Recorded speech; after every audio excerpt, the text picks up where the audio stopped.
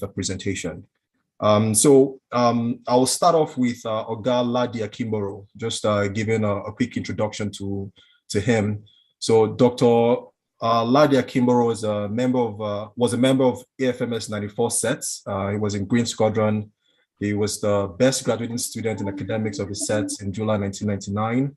He completed his undergrad medical training at the University of Ilorin College of Health Sciences in December 2006, and undertook his housemanship at OAU Teaching Hospital Complex in Ilefe, Nigeria. He completed his residency training and chief residency in internal medicine in the Montefiore Health System. That's the University Hospital System of Albert Einstein College of Medicine, Bronx, New York. He then undertook his fellowship training in hematology and medical oncology at Boston Medical Center, the primary teaching affiliate of Boston University School of Medicine. He also holds a Master of Public Health degree from the University of North Texas Health Science Center, Fort Worth in Texas. His clinical and research focus is in lung cancer. He works as a physician and clinical reviewer with the lung cancer team at the U.S. Food and Drug Administration, FDA. He lives in Silver Spring, Maryland, and volunteers as a research physician at the National Cancer Institute in Bethesda, Maryland. He has also authored several scientific peer-reviewed publications and presented at several national and international medical conferences. He's a physician in the Medical Corps of the U.S. Army Reserve and is currently a major. So you're welcome, Oga Ladi. Great to have you here. I'll move on. Thanks for having me here. Thank you. And then I'll move on to the next panelist, Oga Benn EGBUKA. Oga Benn was born in 1970 to parents that were both police officers. He's the third of 6 kids. He went to Ekulu Primary School in Enugu, then proceeded to the great AFMS. He's from 82 sets, Purple Squadron. He earned a BA in English from University of Ibadan in 1993/94. He lived in Trinidad and Tobago for a year before moving to America in 1996. He earned an MSc in Health Administration from Central Michigan University in 2002. Enlisted in the Army, the U.S. Army in 1998 to 2002, where he was in active duty, and then eventually earned a U.S. Army commission in 2002, the reserve component, and then eventually resigned his commission in 2008 to raise his children as a single dad.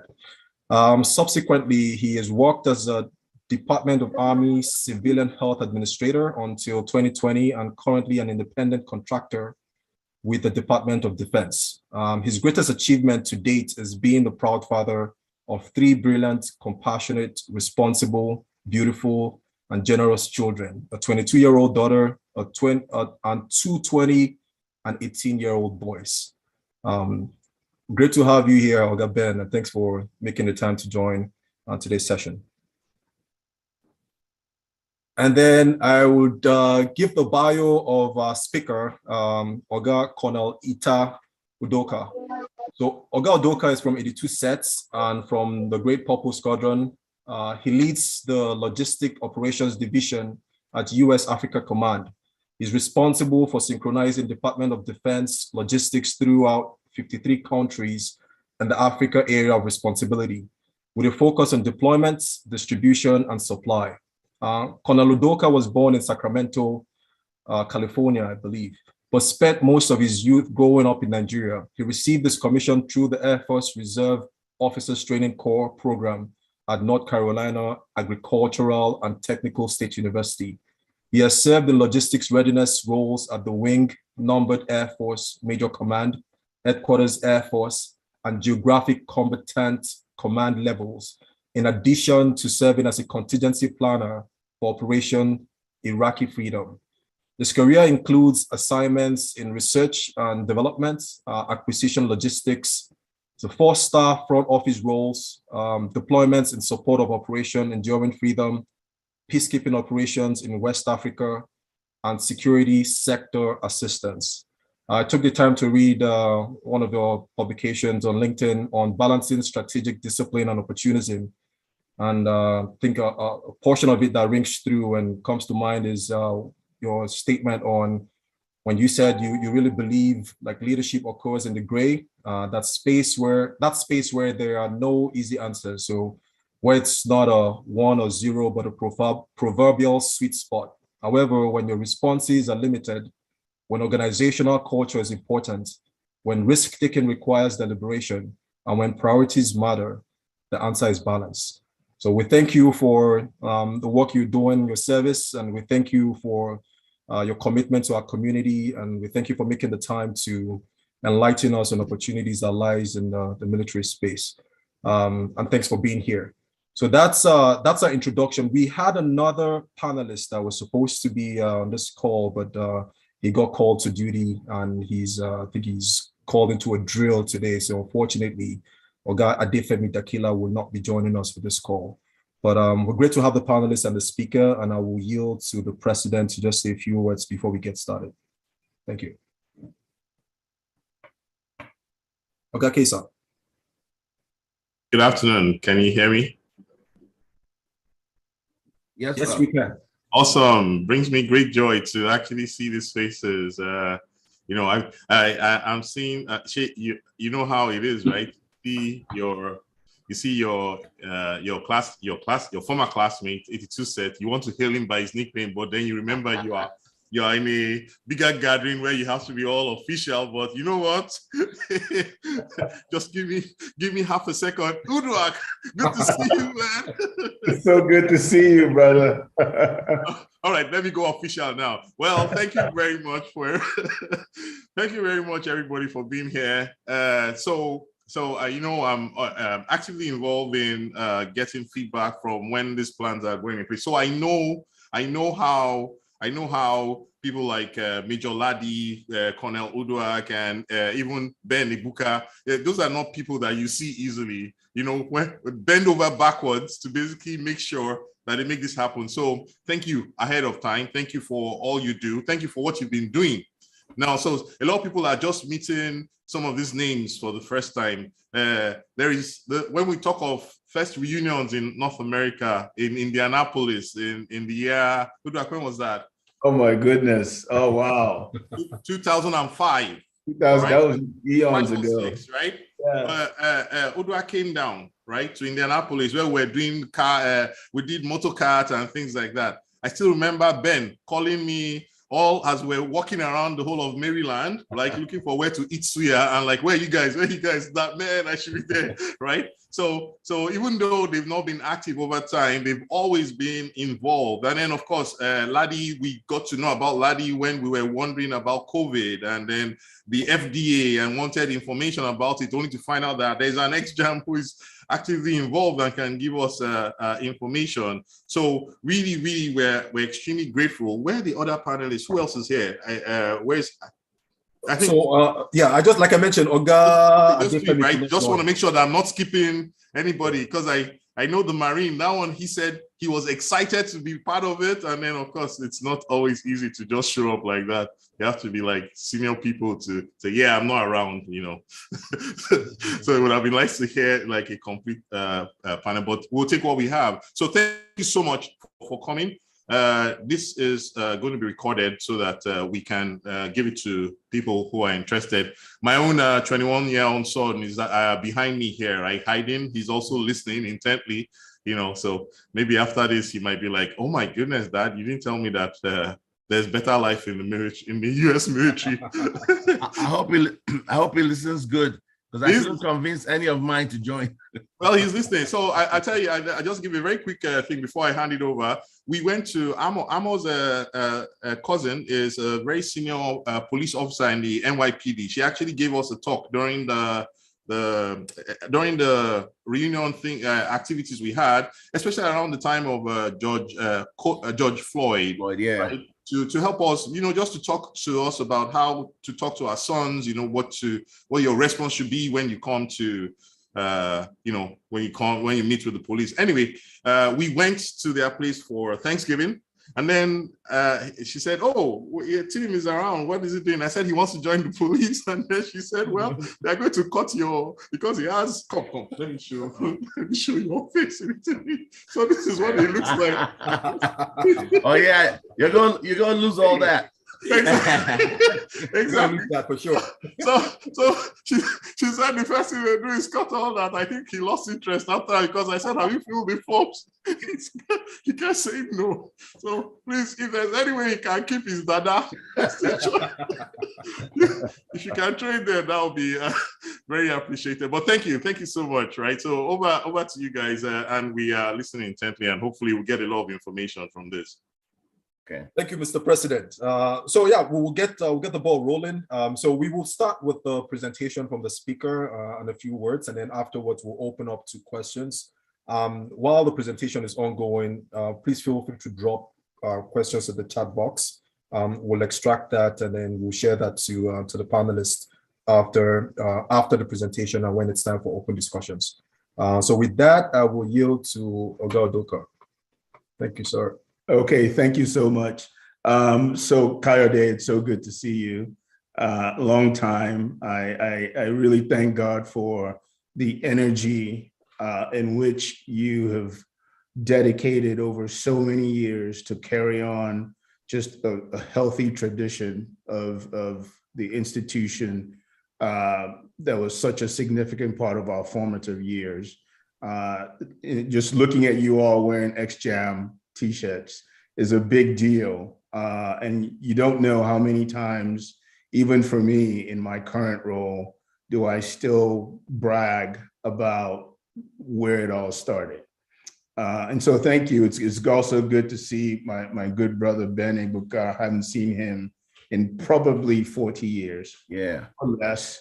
Wow. And so it's good to see you. And then to the new gentleman that I just met, Ladi and Ayo, and Ladi, Ayo, who's been exchanging texts with me for quite a bit now. So thank you for this opportunity. So what I wanted to do was just in a few slides, maybe what we call table setting. So just set the table, share a few words from my experience, and then maybe by listening to me and watching this quick video, it'll spark some questions. And I'm not sure how many people are actually also dialed in, but I'll give you one rule set. And I already knows what I'm going to say. Because I do things like this quite often with people who are interested or curious about what it means to be in the military in the United States or in North America, period. Here's what I would ask. If your question is something that you can find on Google, I would ask you to keep that question. What I really prefer you ask is just try to get our perspective.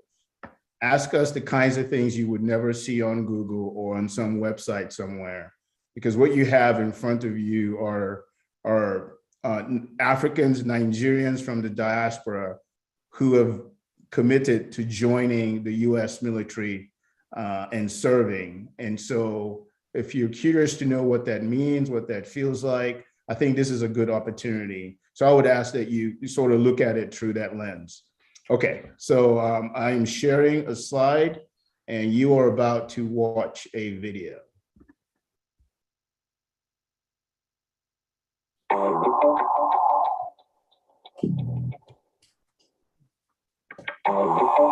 This is the world's #1 Air Force. There is no other. All others flee when the U.S. Air Force shows up. The first thing required of an Air Force officer is leadership. Our task, our responsibility is to defend that flag, to fight and win the nation's wars when it's required. If there is anything most special about the Air Force beyond the responsibility to defend the country, it's watching your people succeed. How far you go is determined by the quality of your effort.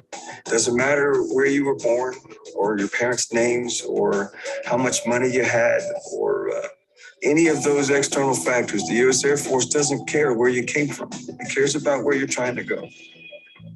I'm Christian Lewis, First Lieutenant in the United States Air Force. Hi, I'm Carl Jackson. My name is Captain Anthony Pickett. I'm Captain Lisa Wilson. I am an electrical engineer. I'm Colonel Mona Lisa Tucker. I'm the Director of Communications at Headquarters Air Education and Training Command. Major General A.J. Stewart. I'm the commander of the Air Force Personnel Center here in San Antonio, Texas. Growing up with a single mom, I knew that one of the best ways to get out of that sense of poverty was to excel in academics and education. That seemed to be the ticket out of that environment. Not many of my brothers and sisters actually went to school beyond high school. And I was the first one to actually go to a four-year institution and graduate. Some teachers and counselors realized how well I did in math and science, and they tried to kind of push me toward the hard sciences and engineering and things, and that's what stuck. Ever since I was a little kid, I've dreamed of being an Air Force officer, more specifically being in space as an Air Force officer. Because I wasn't that familiar with military service, and it wasn't, readily apparent that I was going to be going to the Air Force.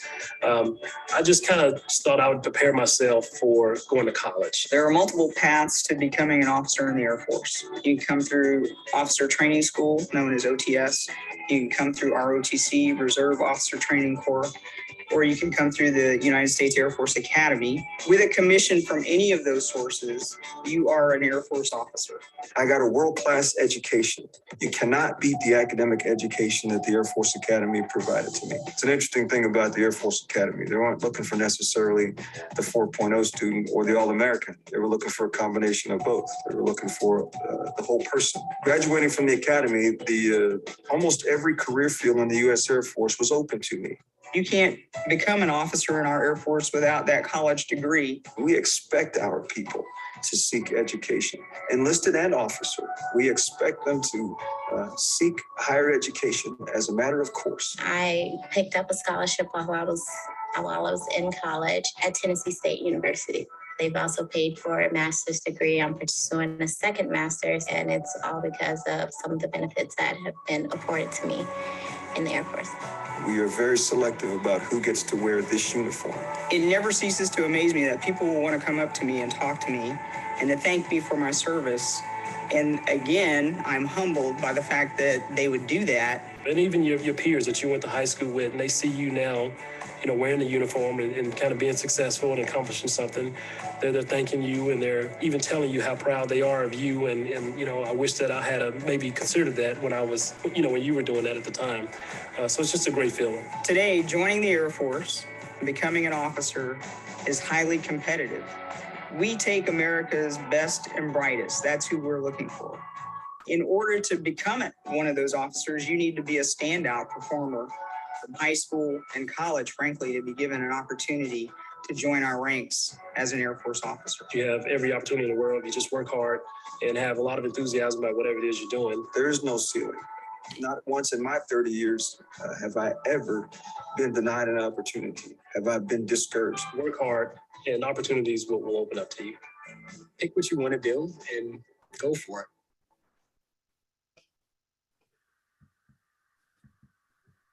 All right. So just a little background. Wow. That video you just watched is actually 12 years old. That video was shot in 2011. The two-star general that was speaking throughout that video is actually one of my mentors. He passed away a few years ago. Wow. Of brain cancer, but really outstanding individual that just showed me the ropes about how to be the kind of officer that I needed to be. And so I want to start with this slide because this is kind of where it all started. And not everyone is represented in this picture, but if you think about what you're looking at, these are 11, actually by this time we're probably 14, 15 years old, maybe 14. We're teenagers. There are 19 states in Nigeria, one federal capital territory, and we are part of an experiment. We're part of an experiment and it's done in such a way that of those 20 states, 19 plus one,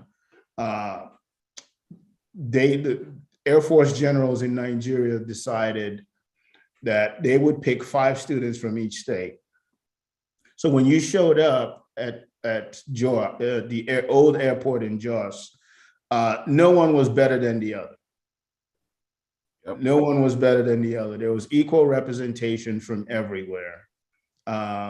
It didn't matter what your tribe, your language, your ethnic group.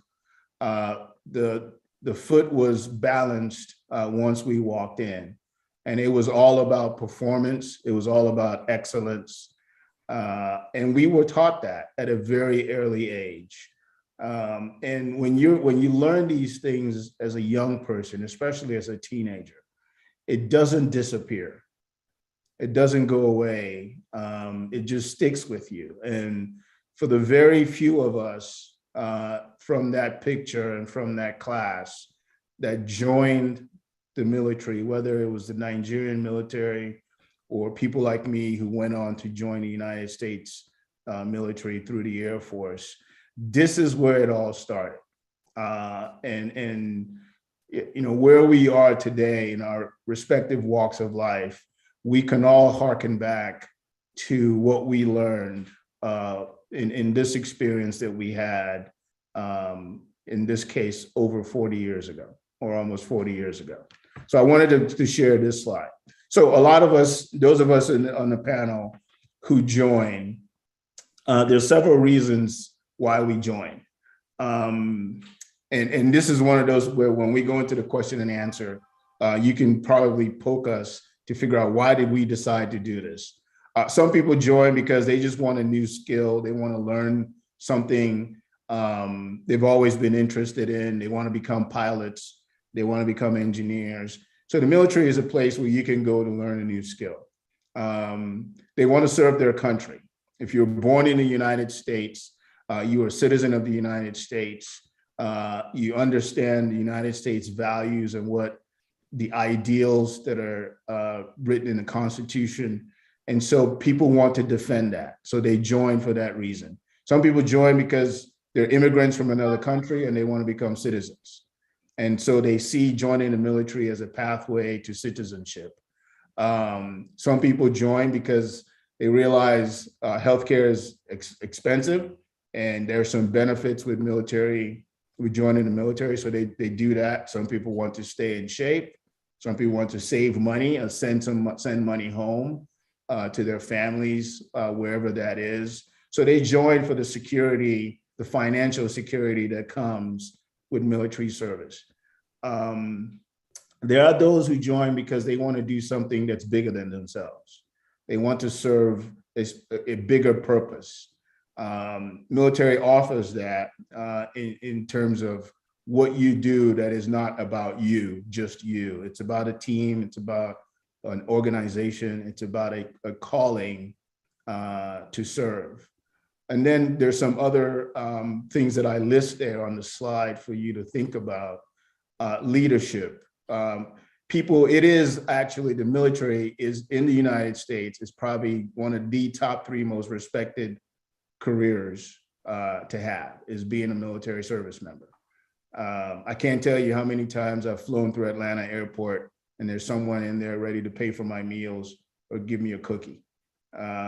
It's a respected field to be a part of. For someone like me I live in Germany, I've served in Korea, in the UAE, in Afghanistan. There's travel opportunities. You will travel. There are some people that don't get to travel. It is possible, but it's one of those things. And then the retirement benefits. If you do 20 years in the United States military, you get a retirement, you get a pension. So I wanted to show you this as just some of the many reasons people join. So it's not just joining. Why do we stay? I have been serving in the United States military for 26 and a half years. So half of my life, I have been doing this. In fact, as I said earlier, I've actually been wearing a military uniform for 40 years. I was 10 years old when I got to AFMS. So for 40 years, I've been wearing a uniform, but it's not just joining. Why do you stay? You stay because you see what your efforts can do in a world that can really be evil sometimes. Some of you are watching what's going on in Ukraine right now. You've seen what happens in other parts of the world where leaders with power can become oppressive against their own people. And so what those who serve are able to do Open up your display. is to, someone is not muted, is to be able to ensure peace all over the world. The other reason we stay is to defend the defenseless. And Ukraine is a perfect example of defenseless people finding themselves as tools in a war between authoritarianism in progress. And so militaries are sometimes used to defend those people who can't defend themselves. The other reason people stay is they just like to help. I know Mr. Ladi will share from his experience in the medical field. This is a picture of the military supporting Liberia during the Ebola pandemic or epidemic in Liberia in 2014. So that's what this is. So humanitarian assistance and disaster relief is one area that people can serve in. It's why people stay, because they want to be able to help. And then just the culture of teamwork. It's not an individual sport. When you serve in the military, you are a member of a team. And as a team, there's a culture of teamwork, of getting things done. Someone has to lead that team. Usually those are your officers. There are other ranks and enlisted members who lead teams as well. But the reason people join and become officers in the military is to lead people, is to lead men and women to get them to accomplish a mission. So that culture, people, when they get into a unit and they get into a team, they enjoy that sense of belonging to something that's bigger than them, and they stay. And I'll tell you, after 26 years of doing this, that's why I stayed. It is the level of responsibility, the teamwork, being able to make a difference, not just inside the military, but outside, from everywhere, from Rwanda to Namibia to Senegal to Kabul, just being able to make a difference in people's lives so that they can live another day and thrive under very difficult circumstances. So that's why we stay. So I've said a few things. Let me close with this, just some things for you to take away. I know sometimes people think the military is a job. It's not. It's more than just a job. It's a calling. It's not the place that you're going to make the most money. If you're looking for where to make the most money, I think there are other careers that you can get into. There are thousands of places and opportunities to find something that you're excited about, whether it's the medical field, whether it's psychology, computers, cyber, whether it's flying planes, fixing planes, making planes. There are thousands of opportunities to serve in the military. You just have to find which one. I'll tell you, my background is in chemical engineering, but for the most part, I've been doing global logistics and international affairs.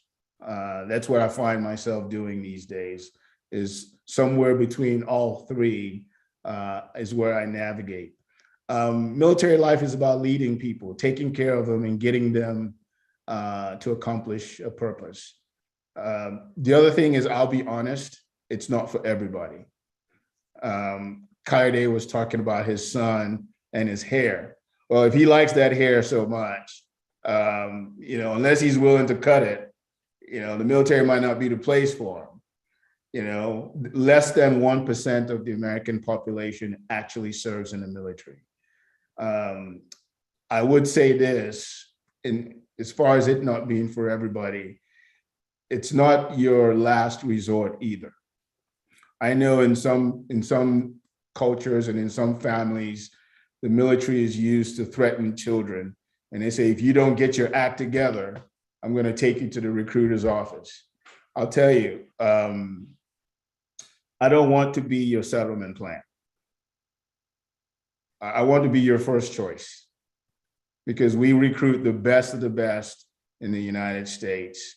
And so we're coming after the 4.0 GPA. We're coming after the valedictorian. We want them too, because the work that we do is just as important as any of those Fortune 500s that are out there. It's not an easy place to be in.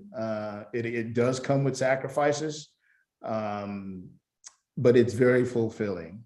It has been for me. And I hope those of the other members of the panel who have had experiences and have had careers in the military will attest to the same. It can be fulfilling, but it is challenging. You do have to make some tough choices in terms of, one, being separated from your family at times, having to deploy. Those are tough choices, but we make them with the understanding that we're serving a bigger purpose. So thank you for the opportunity. This is exciting for me. And I'm looking forward to just hearing some of your questions and hearing from the other panel members. Thank you. Ayo, back over to you.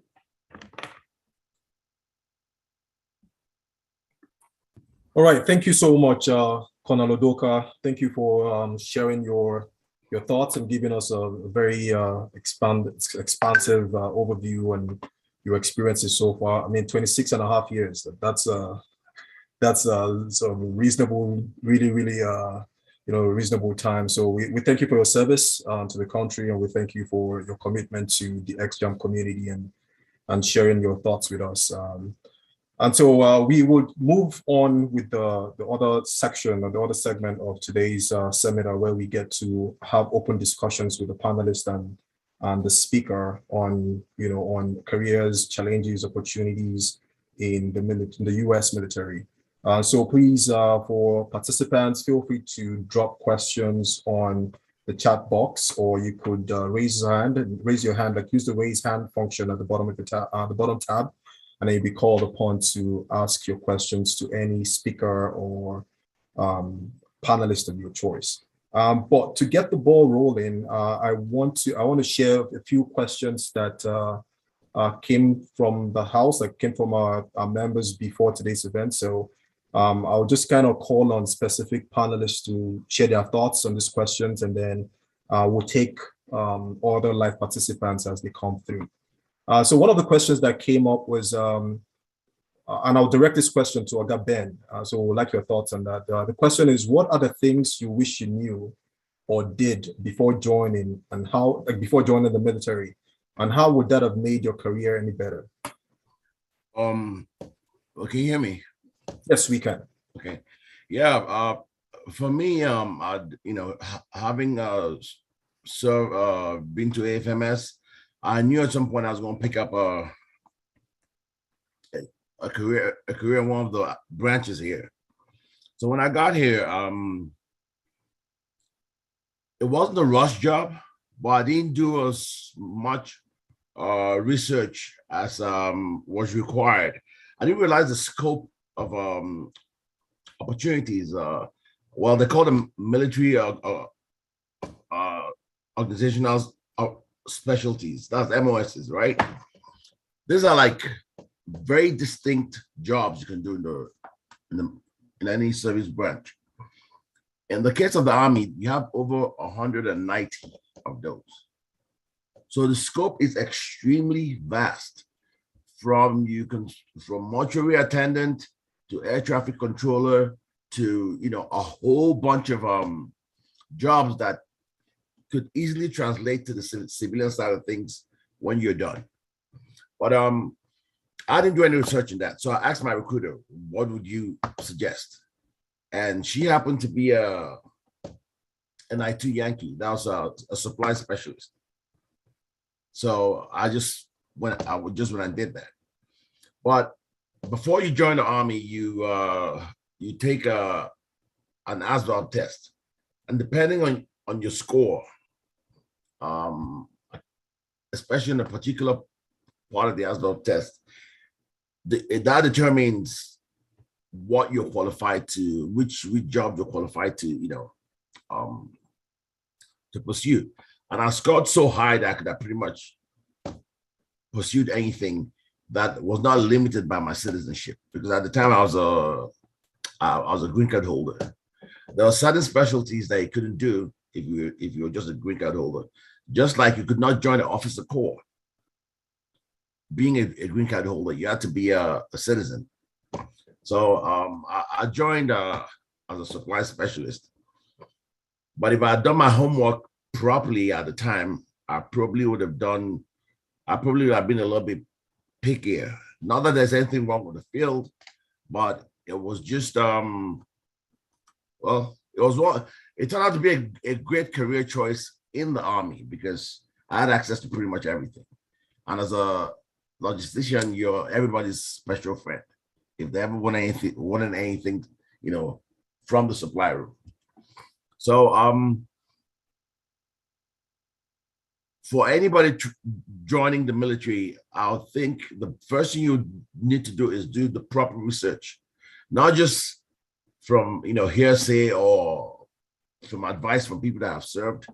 Do the legwork yourself. Figure out what suits your personality and what suits your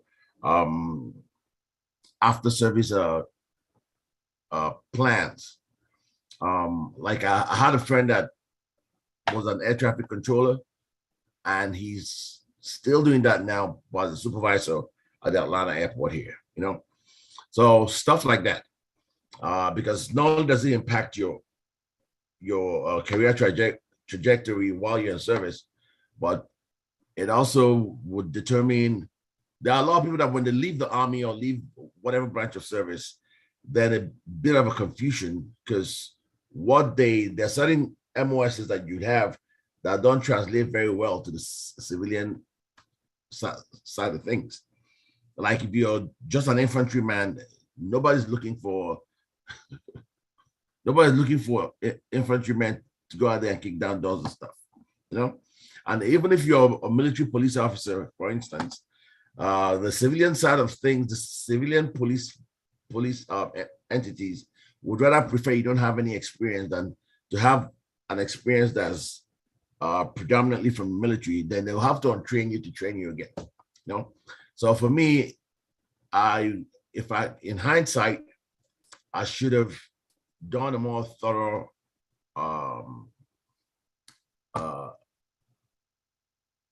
investigation into what field would best suit me.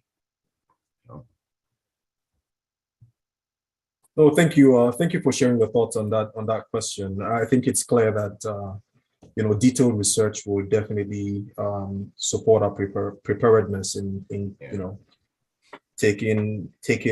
reaching out for an opportunity in the military career or in any of the service branches.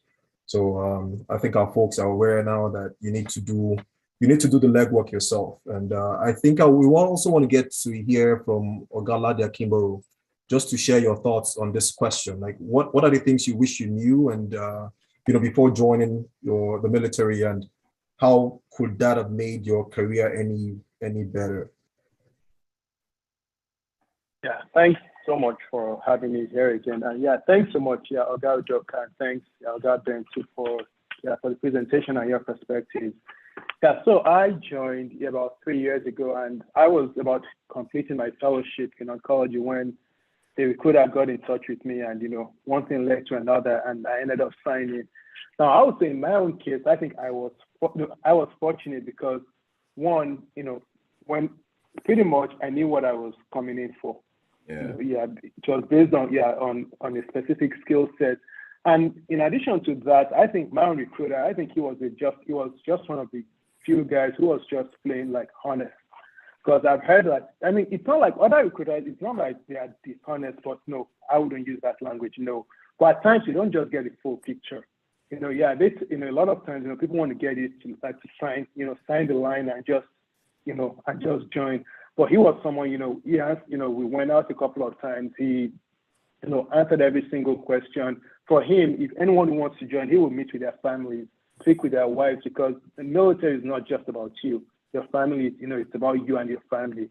So I'm saying all of that and to, you know, to set the stage, you know, for my response that, I mean, to be honest, like I pretty much knew, you know, I think what, you know, basically what I really needed to know, you know, I think I knew because my recruiter was just very forthcoming with me, you know, but in general for, you know, for everyone, you know, just like, yeah, has been said earlier on, yeah, you know, if you are coming in and you still have like a whole world of opportunities before you, yeah, you want to have a good idea of what you can do, you know, and with regards, again, depending on what you're planning to do, for someone who's planning maybe to retire and go back to the civilian side, you want something that can translate, that's one.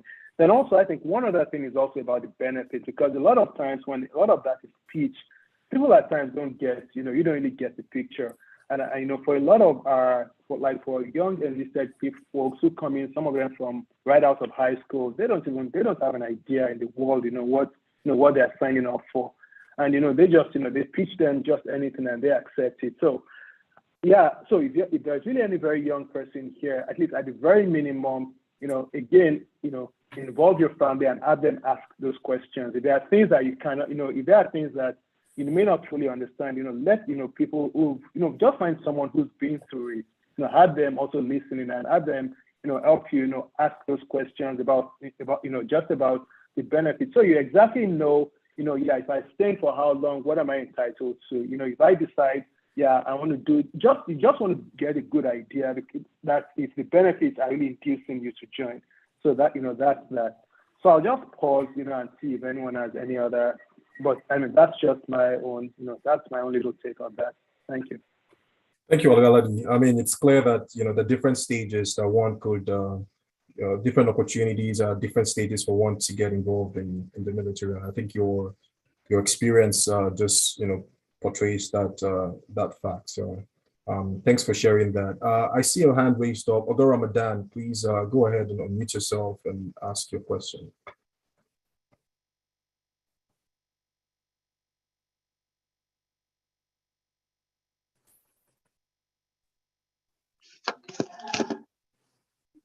Thank you so much, sir, for giving me the opportunity to talk.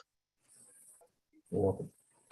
The question I just want to ask is that presently I'm a freshman in aerospace engineering, and I'm kind of contemplating because what's in my mind is is working at NASA company, and I'm kind of confused.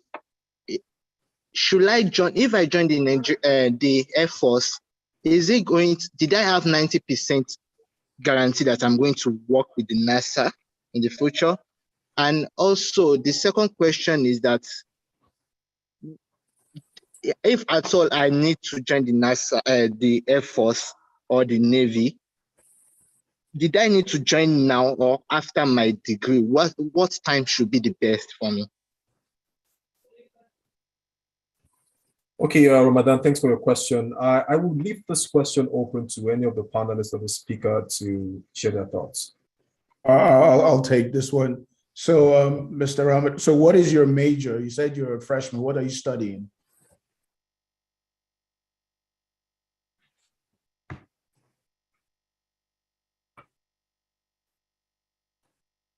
I'm currently studying aerospace engineering. Okay. So just to clear up some things, NASA is not a military branch. NASA is not a military branch. So you do not have to join the military to go work at NASA. You just have to graduate at the top of your class and beat all the other applicants who all want to work at NASA and join NASA in whatever capacity that is. So now, obviously, joining the military, whether you're in the Navy or in the Air Force, typically, if you are in the fields in any of those STEM fields, physics, aerospace, or if you're qualified as a test pilot, those are the kinds of people who track towards working in NASA, specifically space shuttle missions.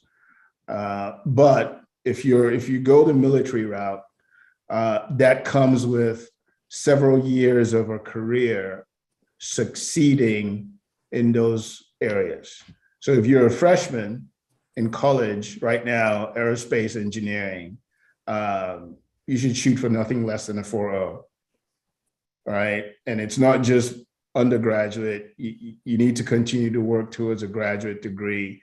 And I'm sure if you went to NASA programs, one thing I would offer is look for opportunities to intern with NASA while you're in college, or or even SpaceX.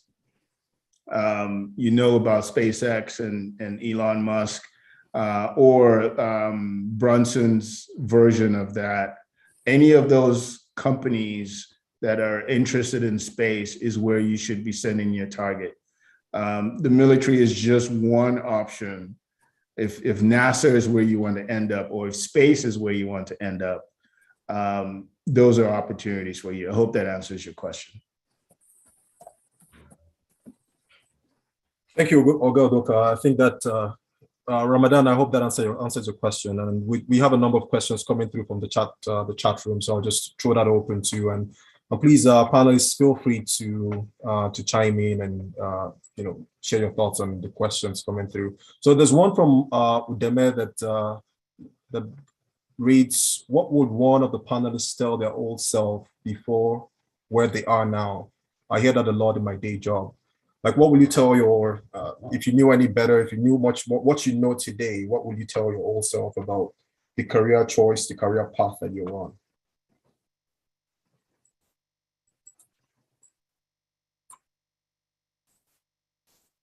Who wants to take this? Oga Ben, you want to share your thoughts on that? Yeah, personally for me, I feel fulfilled by the, with the career path that I took. And, at this stage in my life, I'm like, I have a freedom that a lot of people, don't have, because at least my basic needs are taken care of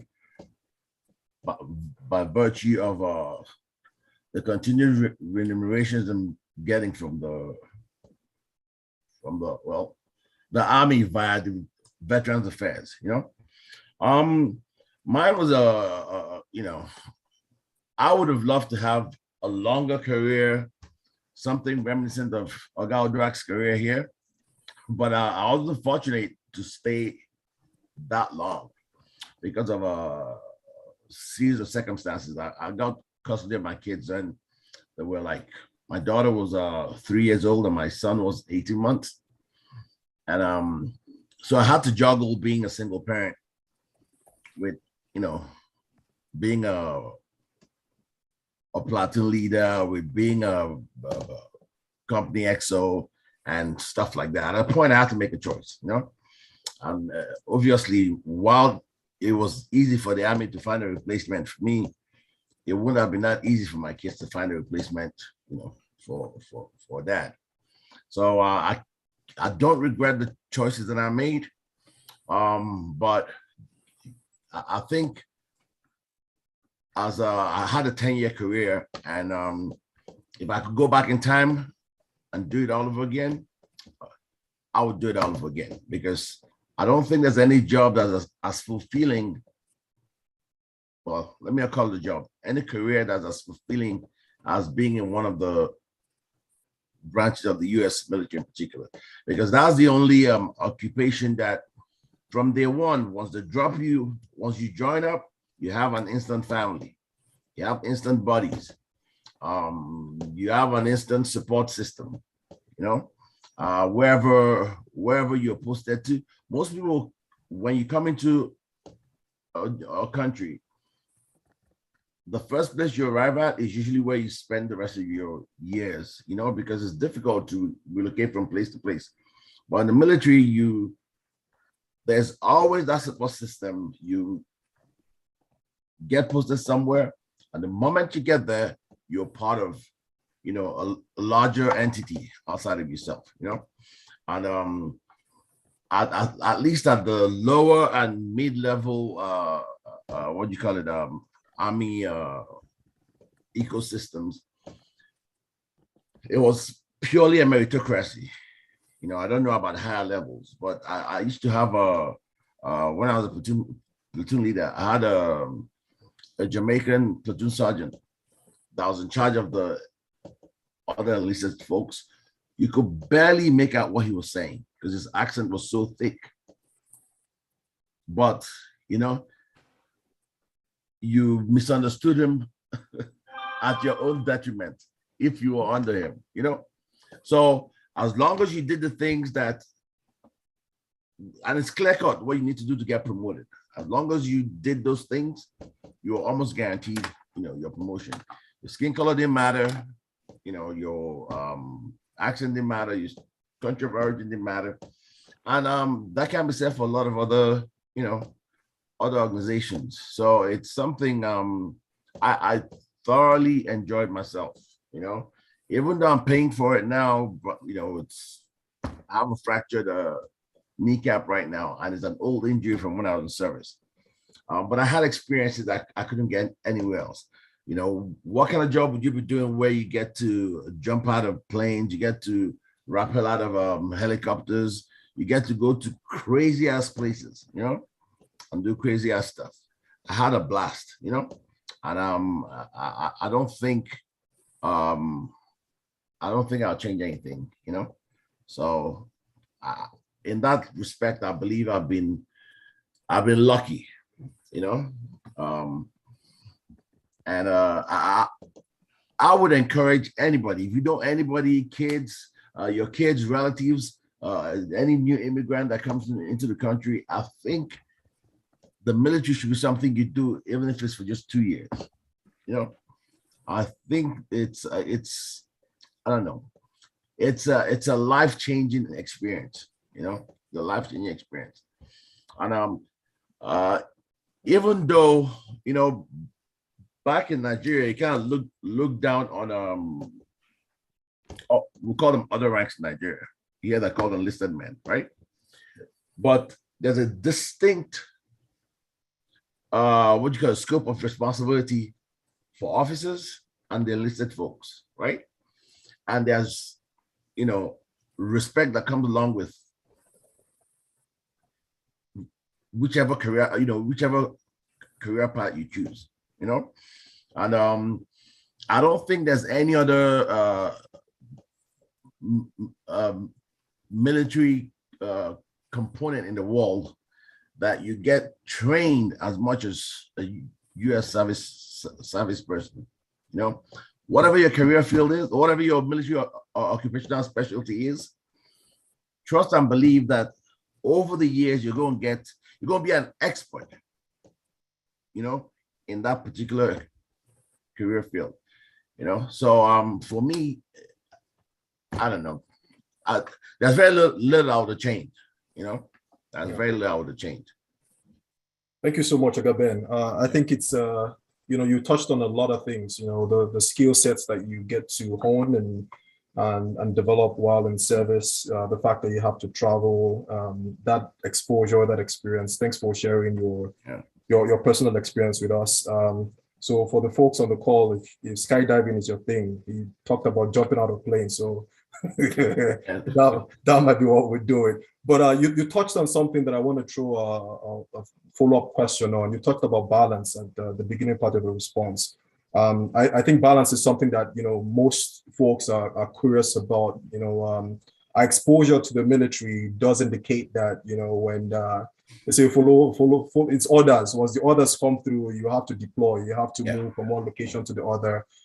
Sometimes, you made mention of you prioritizing your family over certain things, but I want to direct this question to Colonel Udoaka to just share your thoughts on how you've been able to strike that balance in your career and your other priorities, your interests, your family, and other things that matter to you. And then I'll also like Oga Ladi's thoughts on, you're a professional, you're a medical doctor. How is it any different from a civilian doctor and the demand for their time versus what you currently do in the military as a medical professional as well? Okay, thanks for the question. So just to make sure I understood, how do I strike a balance between my military career and other interests that I may have? That's a really good question. I have a different take on this idea of balance, because I don't think you can. If balance is something that is supposed to be equal, you imagine, I'm a Libra, so I'm thinking of the scales. Oh, you're a Libra too? Yeah, and so I don't know that it's balance for me. I would call it work-life harmony or work-life integration, because what I do try to do is, so in terms of my family, the time that I am with my family, I want to make sure that I'm present, right? And so if for some reason that my military commitments draw me away and I have to be gone for a significant amount of time, when I am with them, I want to make sure that I am present, and that I'm not bribing them, right? There's this tendency to want to bribe your family with things to make up for the time that you've lost. I'm not a big fan of bribing family with things. I do like to make sure that the time we have counts, and that it is memorable time, or that you're making memories rather than making stuff. And the other part for me that really helps with this harmony is this idea that I am exactly where I'm supposed to be. And so I'm not sitting, I don't go to my office every day dreaming of where else I need to be. I go in there knowing that the reason I was allowed to wake up this morning is because I'm supposed to be here. There's someone I'm supposed to meet. There's someone who's supposed to meet me. And there's something that needs to be done that no one else was created to do but me. It doesn't mean that I'm the best at it. It just means for the time we are in right now, this is my assignment. And so that is the sense of purpose that I get. It's almost akin to, if you think about history and some of the things that we study in our religious text. If you think about people like Joseph in the Old Testament, or Paul, or even Jesus Christ himself. Jesus Christ was a carpenter. That was his day job, but that was not his purpose. Paul was a tent maker. That was his day job, but that was not his purpose. And so for me, I kind of look at it in terms of who am I supposed to meet? Who's supposed to meet me? What am I supposed to teach? What am I supposed to learn? And that helps me with the harmony that you speak of. And it never feels like punishment. It never feels like punishment. Now, there are times where I've had to do some really, really difficult things. And there are some things that I've had to do that my family still doesn't know about. Right? That's the nature of military life.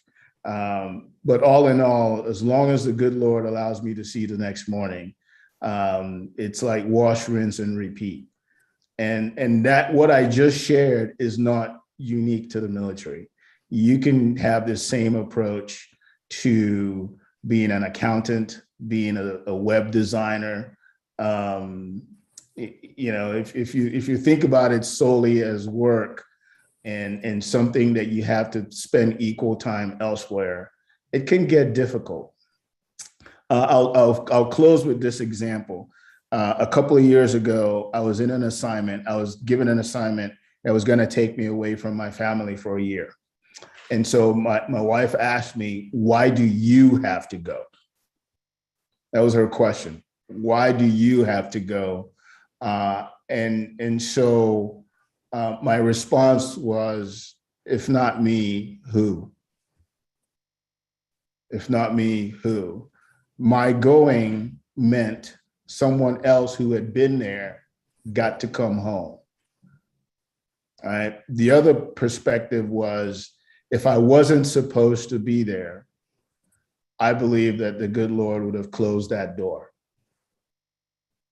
And again, that's not a military perspective. That's life.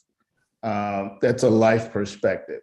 And you can try to attempt to go through life in perfect control. And if you have that much control over your dailies, then good for you. I don't.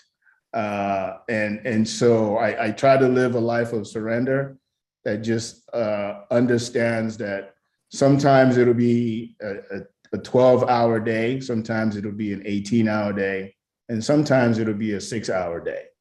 And so whatever time I have with my loved ones, I want to make sure it counts and that we're making memories, because stuff will fade, stuff will get destroyed, but at the end of the day, memories is all you have left with the ones that matter to you. So hopefully that helps.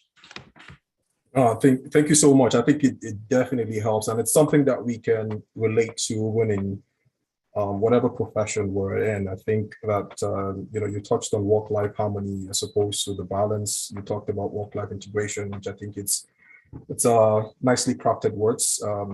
But you went beyond that to just simplify your thoughts around it and how we could live a life where we surrender to and have that conviction of purpose. I think that's what I can also pull out from your thoughts on this question. We want to hear from Oga Ladi. How have you, your profession as a medical doctor, how have you been able to strike a work-life harmony, work-life balance, and what does a medical professional on the call, what does he or she need to know about, the disparity with their current role or their current lifestyle as a civilian at work versus what is obtainable in the military? Yeah, thanks so much. Yeah, so to just to set the perspective for, the context for my response, I'll just like to just state up front, I'm in the Army Reserve, so not exactly active duty, and it's a little different. And yeah, and I'm sure we all know the difference. Yeah, we have the active duty, and it doesn't matter. I think across all branches of the military, set up that way. You have the active duty, and you have the reserve and the National Guard. And the distinction, the National Guard primarily answer to their state governors, but the president can also call them into duty. While on the reserve side, I'm in the reserve strictly. The reserve, you answer, it's only the president. You don't answer to any state governor. Now, the active duty, that's what like Oga Udoaka, that's, 24, that's what they do. But on the reserve side, we have primarily, our careers are civilian. But then the requirement, the minimum is that usually one weekend a month, you have a drill weekend. So you're assigned, you're assigned a unit. That's where you go every month. You attend the drill weekend. Some of the drill weekend is just admin stuff, a lot of like the routine training, just things to get you ready for deployment, because a lot of that is just to make sure you are ready to be deployed. And then if some of those weekends, it's really more, real military things. You go to the range, you do, things just to also make sure that on that, the pure military side, you are ready. And then a couple of weeks in a year, up to about 3 weeks as a unit, you also go out to train. So my unit it's a hospital center. So basically, like for 3 months, we go out, we actually if we are to deploy today, how do we set up a hospital? so a deployable hospital out there. So we do that and we run things. We have patients, real patients and mannequins who come in. We do all of that. So that's like, the minimum that's required of us. Now, we can also be deployed. So I've not been deployed like outside of the US to a combat zone yet, but I was deployed for like COVID, when it first became a thing in April of 2020. I was out there, in New York. We were called out there to help the New York hospitals. We're supposed to be on one of those Navy ships also, but things got moved around. So you also have those deployments. So I'm just setting that stage, So it's not for us like on the reserve side. It's not the typical it's not every day. You don't go to like the military hospital, but nonetheless on deployment you pretty much do. You do that too. And I would say, with regards to healthcare in the military, and even I would say in general in the military, or maybe the Army again, depending on the seasons and on what's going on around, like demand, the kind of what the Army wants in terms of specialties, things sort of change from time to time. So like until recently, for the last 20 years, the US has been involved in wars. So it was a lot of recruitment. And both on the enlisted side, on the officer side, but now that the US has sort of in the past, at least for now, I know we don't know what's going to happen with everything going on in Eastern Europe, but for now, there's been some downsizing, and so even the tasks that are required are a little different. And I say that because, so like on the healthcare side, in the Army, what the Army values, you want like people who can do like who are all rounders, not so much specialists. So like family medicine, like trauma surgeons, those are the specialties. So that's why like I'm a hematologist, I'm an oncologist on the outside. In the Army, that's not, the Army isn't really, it's internal medicine, that's what I do, So the soldiers that are wounded, who need like very intensive care, I can do that for them on the outside. And I want to believe like across a lot of specialties, one also needs to know that. Otherwise, you can, and it happens, why there are some specialties where 1 year the Army may need 10,000 of them. The next year, depending on where the Army's demands are, it may be down to 2,000. And some people may be, maybe not forced to retire, but if you don't get promoted a couple of times, you need to be separated from the Army. So that's also, so I've been understanding that too, and also planning, being very strategic. So if one is in one of those specialties, having some foresight, okay, the Army has needs of this now, but in the next few years, well, based on where things are going, if there are no conflicts, is the Army really going to need this? So like for me, in the Army now, so that's internal medicine, that's what I do, but outside it's a little different. So I know I've not exactly answered the question, and that's partly because, I'm not on the activity side, so the balancing is a little different for me, that's really more on my civilian side, but I just hope that helps provide some context. And and before I end again, with the Army, it's, there are privileges, there are rights, but there are also responsibilities. So like, when you said, that the Army, you obey the last command, the reality is, there are times that, those orders come, you need to deploy. But just like Oga Udoaka also said, if you come in with the right mind, knowing you are here to serve, that helps to put things in perspective. So I would tell you, like, in my case, when I came in, I was barely like 6 months in when the whole COVID thing came in. I was still in training then. But this was a national emergency. And I remember my brigade commander, after we talked, there was no doubt in my mind that this was the right thing to do. So again, it's all, the mindset one comes with, that one brings into this. It's service to the country, it's service actually to humanity. So, thanks.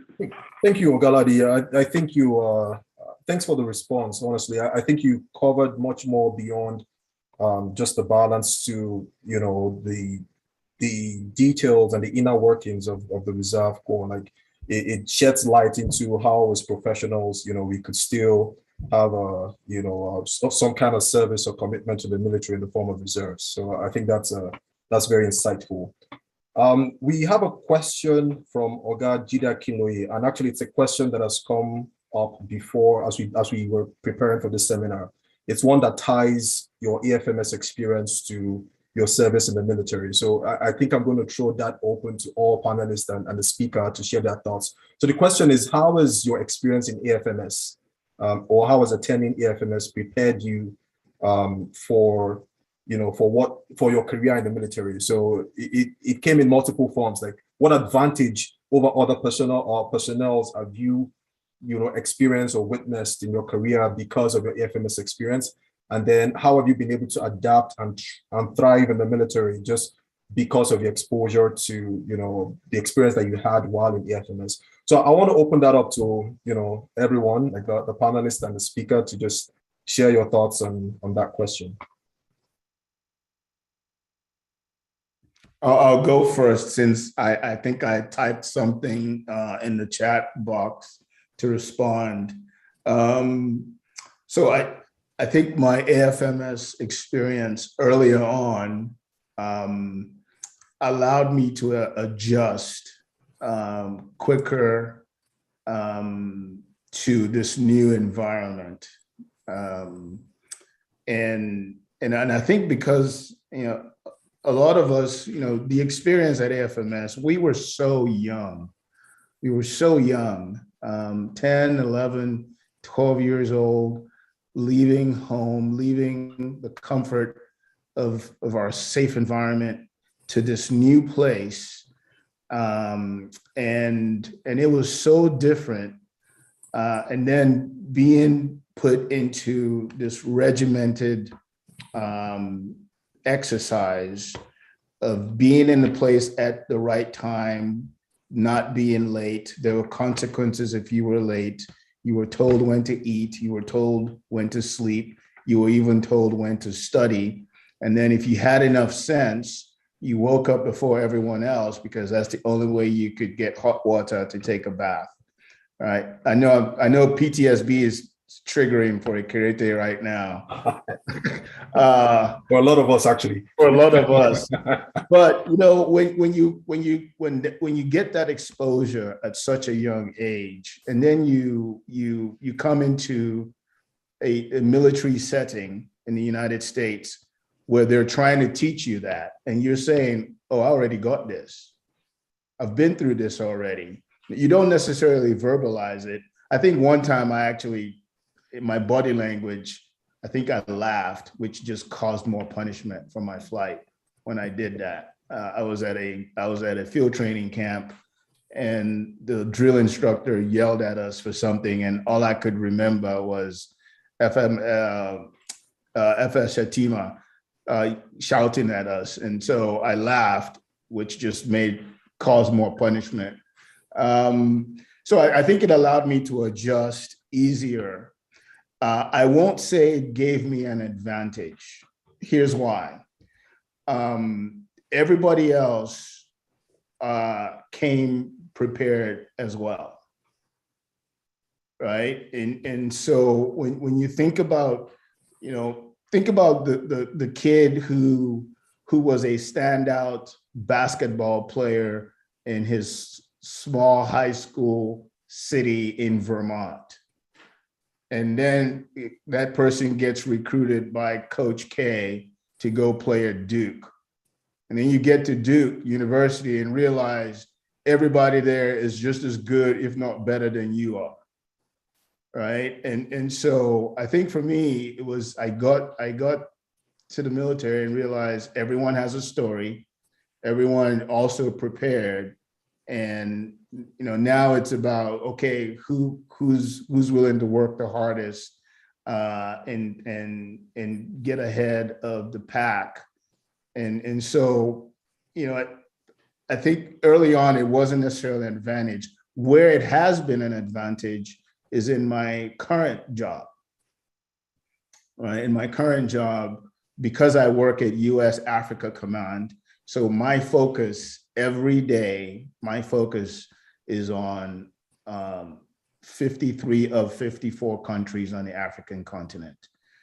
And so if you're going to be a senior leader who focuses on the African continent, I think it's really helpful to have grown up in one of them and to be able to speak the language and understand the nuances of culture and and everything that goes on, not just in Nigeria, but in other countries that have similar challenges that Nigeria has. So it is an advantage just being from the diaspora.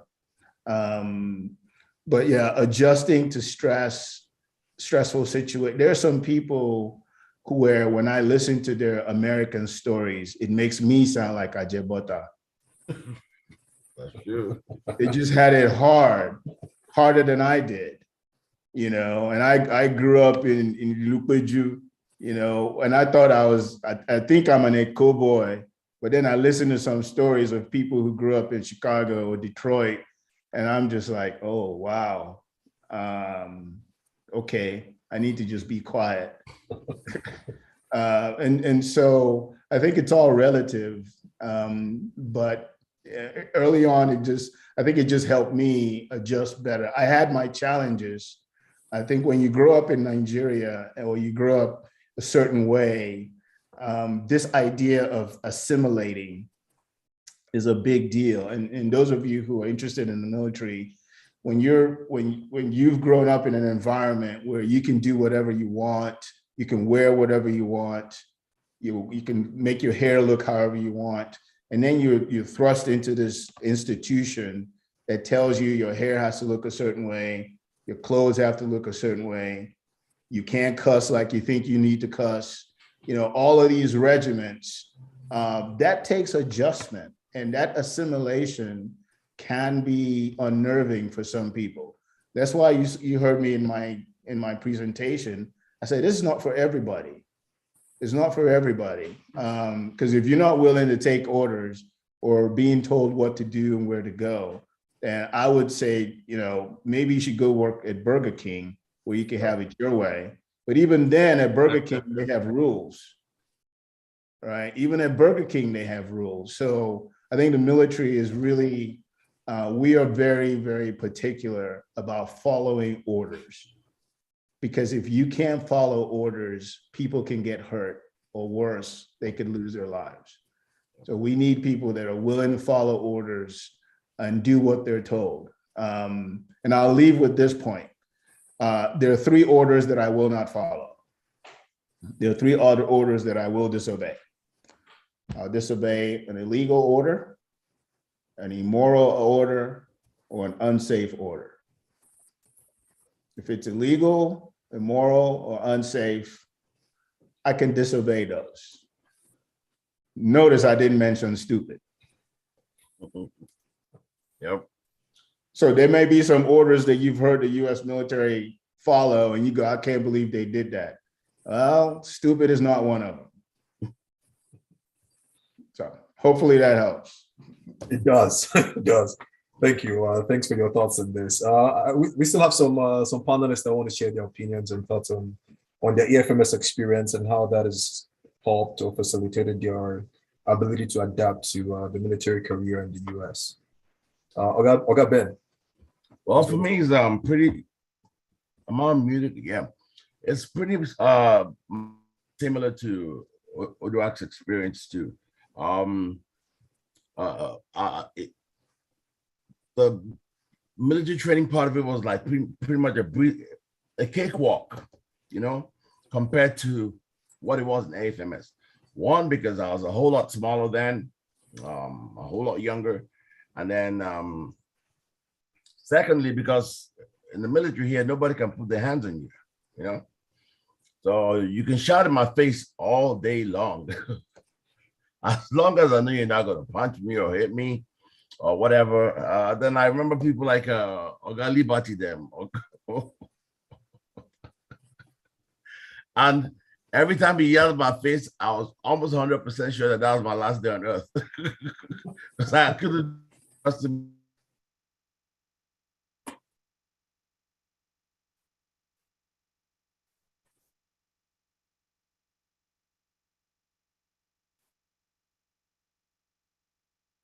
So is that my? I think we lost him.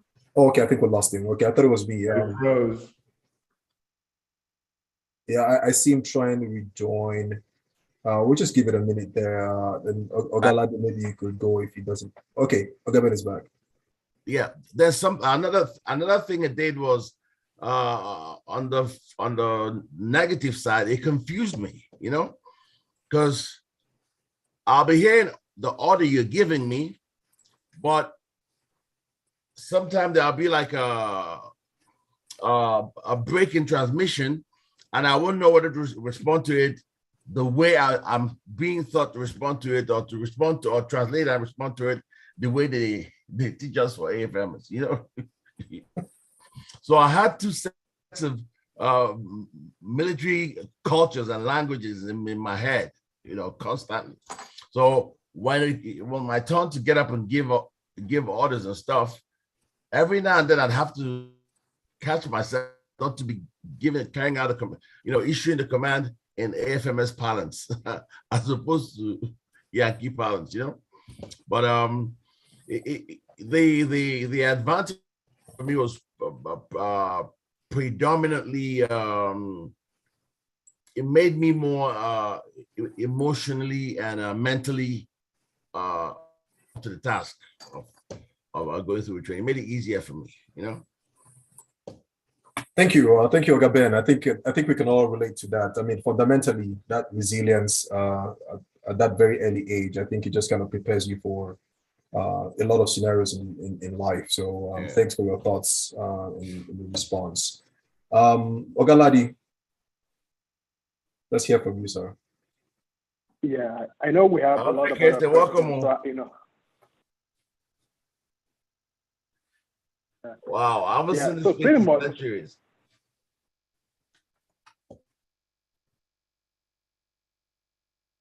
Yeah, so pretty much like I think Oga Udoaka and Oga Ben, they pretty much covered everything. One thing I would say is I feel like, having gone to AFMS, I think it just like it sort of made me, you know, mentally ready. Like I was in a state, I was ready to join.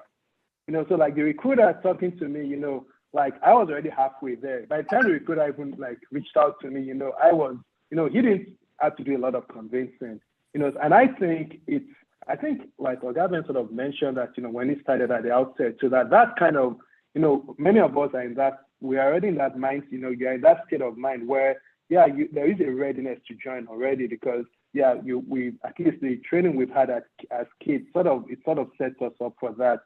But other than that, you know, I wouldn't take our time. Pretty much everything else I have, you know, has been said by Oga Udoaka and Oga Ben. Thanks. Thank you so much for your thoughts, Oga Ladi. So I think it's clear that mentally we're halfway there. We just need to talk ourselves into you know, taking the opportunity when it comes you know, if it's something that interests us. We have some questions from participants on the call. Oga K wants to ask a question. Mida, please, can we unmute him? And then Oga Udeme also has his hands up. Oga Udeme, you can go ahead and ask your question, and then we'll take the president's question afterwards. Thank you, and Eshegon Kayode. Daddy. And I apologize because I have a baby here. So I know there was a question from, I think, Ramadan a couple of minutes ago about what to do and stuff like that. But the first part is the co-presenters will probably answer this better than I do. Sorry, the baby is seeing her face. But what I've learned in my quote unquote career, so, you know, I was AFMS as well. I see Hope is on the call. Kayode, we've talked before, and then Kayode actually reached out to me a week ago when I was in Scottsdale. So I'm in the US as well. And one advice that I've learned from mentors along the way, military, non-military, is just don't be afraid to make mistakes. We all make mistakes along the way and we figure out what we want to do. Of course, military is first, but that's what I've learned. And I felt it would be nice to share because I had people sharing with me, no questions asked, nothing in return. They were just being, you know, paying it forward. So, you know, they paid it forward to me, and I am nowhere close to the co-presenters today on the call. But, you know, that's what I've learned. And I think it was helpful to share as well. So kind of a question / comment, and hi to faces I've not seen in a while. Some of my classmates from FMS are on the call today from, I think, 88 or 87, something like that. So, and I will shut up now and let you go ahead. Yeah. Thank you, Oga Udeme, and cute baby. Hi. This is right there. Hello. Ava is 6. This one is going to be 2 in September. But, we all go through bumps along life. And, those that have done that 200% military along the way, they're quote unquote tougher than folks like, I work at LinkedIn. So, but we all learn from mistakes, and people paid forward. No questions asked, nothing held back. But to the credit of all the guys on the phone, there was something about AFMS that gave us our foundation to where we are today, no matter what it is, big or small. And here we are on a call, It could have been worse. Hi. And she says hi. So Hey. I'll shut up now. Sorry. Has she got up on mind about joining the military? Or which of them is joining? Oh, I'll work on them. Trust me. It's funny. So you folks are gonna laugh when I think Oga, the primary guest speaker, was talking about his family and the 3 items and stuff like that. But I tell my wife about how Nigeria works, and she freaks out. So like 404, and we had a pet dog when we were dating, and she freaked out. I don't eat dog. I'm like. She went grocery shopping. So it's the little things go a long way. And then you look back, you laugh it off. But, remember AFMS on the ground and getting spanked. And now I can't, if I spank this kid, I'm going to jail. But 20, 30 years ago, it's different, the culture. But we can still balance it out, quote unquote, because of what we experienced at FMS, whether it was 1, 2, 3, 4, 5, 6 years, whatever it was. Now we look back and laugh, but at the bottom of our mind and in our heart, that's part of who we are today. So, yeah. Thank you for your contribution. So go ahead. I want to speak, if I can, because I don't want the scroll in the chat to make this particular question disappear. It was a question about military intelligence that someone had put in the chat, and I just said, hey, what do I need to do if I'm interested in that? So here's what I will tell you, because we have a Zoom call filled with a lot of young people. Careers in the military, besides the basic requirements to join the military. Once you take these tests, the test will then determine, based on your aptitude, what different career fields you are qualified to get into. So I can't tell you what you'll be qualified to because you haven't taken the test. But once you take the test, you'll be sent. So when I was in ROTC in university, I qualified to be a pilot. And so I was on track to fly either fighters or cargo aircraft, C-17s to be specific. And at some point, the Air Force decided they didn't need as many. And so I ended up not going to go fly planes and going to go be a chemical engineer. But to the point about how do you prepare, especially if you're interested in things like intelligence. Let me tell you what you can do right now. If you're a young person in the sound of my voice, I'm gonna need you to go clean up your social media. Need you to go clean up your social media. If you're one of those people that likes to do stupid things on social media, you are basically self-eliminating. Thank you. And that's not just a military thing. You're probably doing anything this day. Even Burger King is going to check your social media. And so there are some things you are doing right now to make future employees, future employers think twice about hiring you. And you don't even know it. You're going for the likes, you're going for the clickbait, and you're getting a lot of laughs, and your comment stream is blowing up. I'm telling you, all the people that could have hired you have decided to move on to the next person. And when they make that choice, it won't be because you're Black. It won't be because you're Nigerian. Thank you. It will be because you were stupid. Yeah. And dumb so stuff. I wanted to make that real talk point. And I like what Udema said. It's like, yeah, we all make mistakes. We do. But here's the thing. God is gracious, very forgiving, but man isn't. Man isn't as forgiving. And while we can make mistakes, sometimes the timing of our mistakes can really, really suck, right? You can make a mistake and slap a brother at the height of your career at the Oscars. You can make a mistake at the wrong time that cost you a whole lot more than you would have intended. And so if we're going to have conversations about military careers and all that, think about the competition that's lined up to do what you're trying to do. And if there are 100 people in the room filling out paperwork and 99 of them have not made mistakes, guess who's not being considered? Yeah. You pretty much self-eliminate. Yeah. So do not self-eliminate and think that those who are making these choices to pick people will not find things to discriminate. And so don't self-eliminate. Now, I'm not saying that, making mistakes, I mean, we've all made them. I've made mistakes too.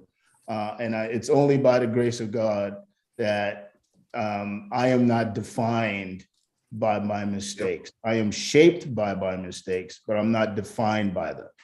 And so I want you all, especially younger people who have the world ahead of them. The world that you are walking into is a totally different environment than the one your parents grew up in, right? The world you're walking into, there is no company loyalty. You can, you tell yourselves you can do whatever you want, and if you don't like it, you can press the log off button, right? You sort of see the world like a video game. If you don't like the level you're at, you log out, and then you log back in, and you're supposed to keep on going. That's the world that you're going into may or may not work that way. And so you have to create a space for yourself to not self-eliminate early, because it's really competitive. And life has a black belt. It's not undefeated, but it does have a black belt, which means it hurts. And I have found, and I'm having this conversation because I have a 20-year-old and a 16-year-old, and they've spent the last 5-6 years wanting to be grown, and now they realize adulthood is the worst hood to live in. And so I want to offer that to all of you, that it is hard in these streets. And don't self-eliminate by doing dumb stuff while you're young, because they'll hold it against you. So anyway, that's extra. I know that was a little extra, but I didn't want to pass up the opportunity to since we're being real. I'm glad you went at it. Like I think I was going to get to the question, and I'm glad that you covered grounds on it. Yeah. And your thoughts around self-elimination. I think it's something that we can all we can take away from this meeting, and even if it's not for us, for our kids, for our siblings, our folks, I think it's something that we can definitely learn from. It's the same thing HR professionals do these days. Like one of the first things they do is go through your social media feed, and and so not just for the military, I think it cuts across board. Oga K wants to ask a question, and then my Oga GK is on the call as well to go next. So Oga K, please, and then we'll take the question. All right, can you all hear me? Yes, we can. All right. This is not really a question. Actually, it's a question, more like a request, because my mind always remembers nonsense gists, basically. That's just how it works, So my set always says, man, how do you remember things like dining hall things and things like that? Anyway, this one has to do with Colonel Udoaka. This is just from personal gist, but I don't know if you can say it, but so I'll ask it. So I guess when I ask it, you'll understand the exact scenarios I'm looking for. Colonel, have you ever, in the course of you serving the US Army, US Air Force, have you ever been in Nigeria in that capacity? And what was the interaction like? You know, did you surprise people? Did you ever have a negotiation with top brass of the Nigerian Air Force and then they find, you know, interesting things out about you? I think with that, you understand where I'm going. That's such a setup. Well, thanks for the question. So I think that's probably one of the more exciting parts of my career is the times that I've had a chance to travel back to Nigeria in official capacities. I'll share two experiences. One was, oh gosh, it was maybe 21 years ago. President Clinton was visiting Nigeria, and I was part of his advance team that came to Nigeria. And so as soon as we were staying in Abuja, you know, we were setting up the logistics, and we were getting ID cards. You know, we were all getting badges, and the people who were helping issue the badges were Nigerians. And you know, I'm in line, and we're all lined up, and get to where it's time to type my name and print out the badge, and they notice that it's a Nigerian name. And you can imagine the interaction at that point. So, oh God, how far now? How you doing? and so it was this really interesting, you know, all the people that I traveled with were all looking at me like, do you know these people? And of course, I'm speaking in pidgin English at this point. So the Nigerians understood, the Americans that I came with didn't. And it just made for a really fascinating theater. The second example was a couple of years after that, I was on a trip to visit the CAS in Abuja. And so we're sitting in the CAS's conference room, and, you know, all the Americans are on one side, and all the Air Force Air Vice Marshals and they're all on the other side of the table. You forced it down for middle, Odwak. And well, I was there I was a younger officer at the time, so I didn't have an Oga role. And so I noticed during one of the breaks that the Air Force, the Nigerian Air Force Air Marshals were having a conversation about my name. They had seen my name tag, and they were not really arguing, but it was a banter. That Nigerian name be that now. And so you can imagine, I met them at the coffee break, and I said, yes, not only is it a Nigerian name, but I'm a product of your military school. And you should have seen the level of pride. Yeah. And it changed the entire atmosphere of the meeting, that this junior officer that flew in with a 4-star American general was a product of Nigerian Air Force Military School. And it really just changed the environment. And so, and that's why I said earlier on that being an EXJAM is something. If you come to my office, I have a Air Force Military School plaque in my office. That says "Strive to Excel." Yep. And you know, if you think about it, just to be a United States Air Force colonel, and someone comes in, even my class rating is an AFMS class rating. And so people ask me questions like, well, where's your class rating from? And I say Air Force Military School in Jos. It does cause, it makes them pause and ask more questions. Yeah. And because they want to know why I have such a unique story. But the point of it is we all have a story, and we can't go through life trying to fit into someone else's story. Again, I have to pass this on, and Coyote, thanks for asking the question, because if you go through life trying to be someone else, the best you can hope for is second place. Yeah. The best you can hope for is second place. And so being true to who you are and your background and your story, everything that the good Lord has allowed you to experience and go through is all part of that process that puts you in rooms before kings, in corners to help others. But that story is part of it. And I just happen to have a unique one that is not common in the space that I occupy as an Air Force colonel in the United States Air Force. So, Kayode, thanks. Thanks for the setup. You do well. And thanks for your response too. I think that was very comical and interesting to hear. Okay, Jikesa, please go ahead with your question. Can you all hear me? Yes, we can. Yes, sir. Yeah. So first of all, let me apologize because I'm not the regular kind of talker. For those of you who know me, I go round and round and round. But let me just share my notes here for a second with you guys. I took a few notes here. So Colonel said adulthood is the worst hood to live in. That resonates a lot with me. And for those of you who know I write, you see this along the line somewhere. You could take a lot of orders, but don't take orders that are illegal, immoral, or unsafe. Beautiful line for me again.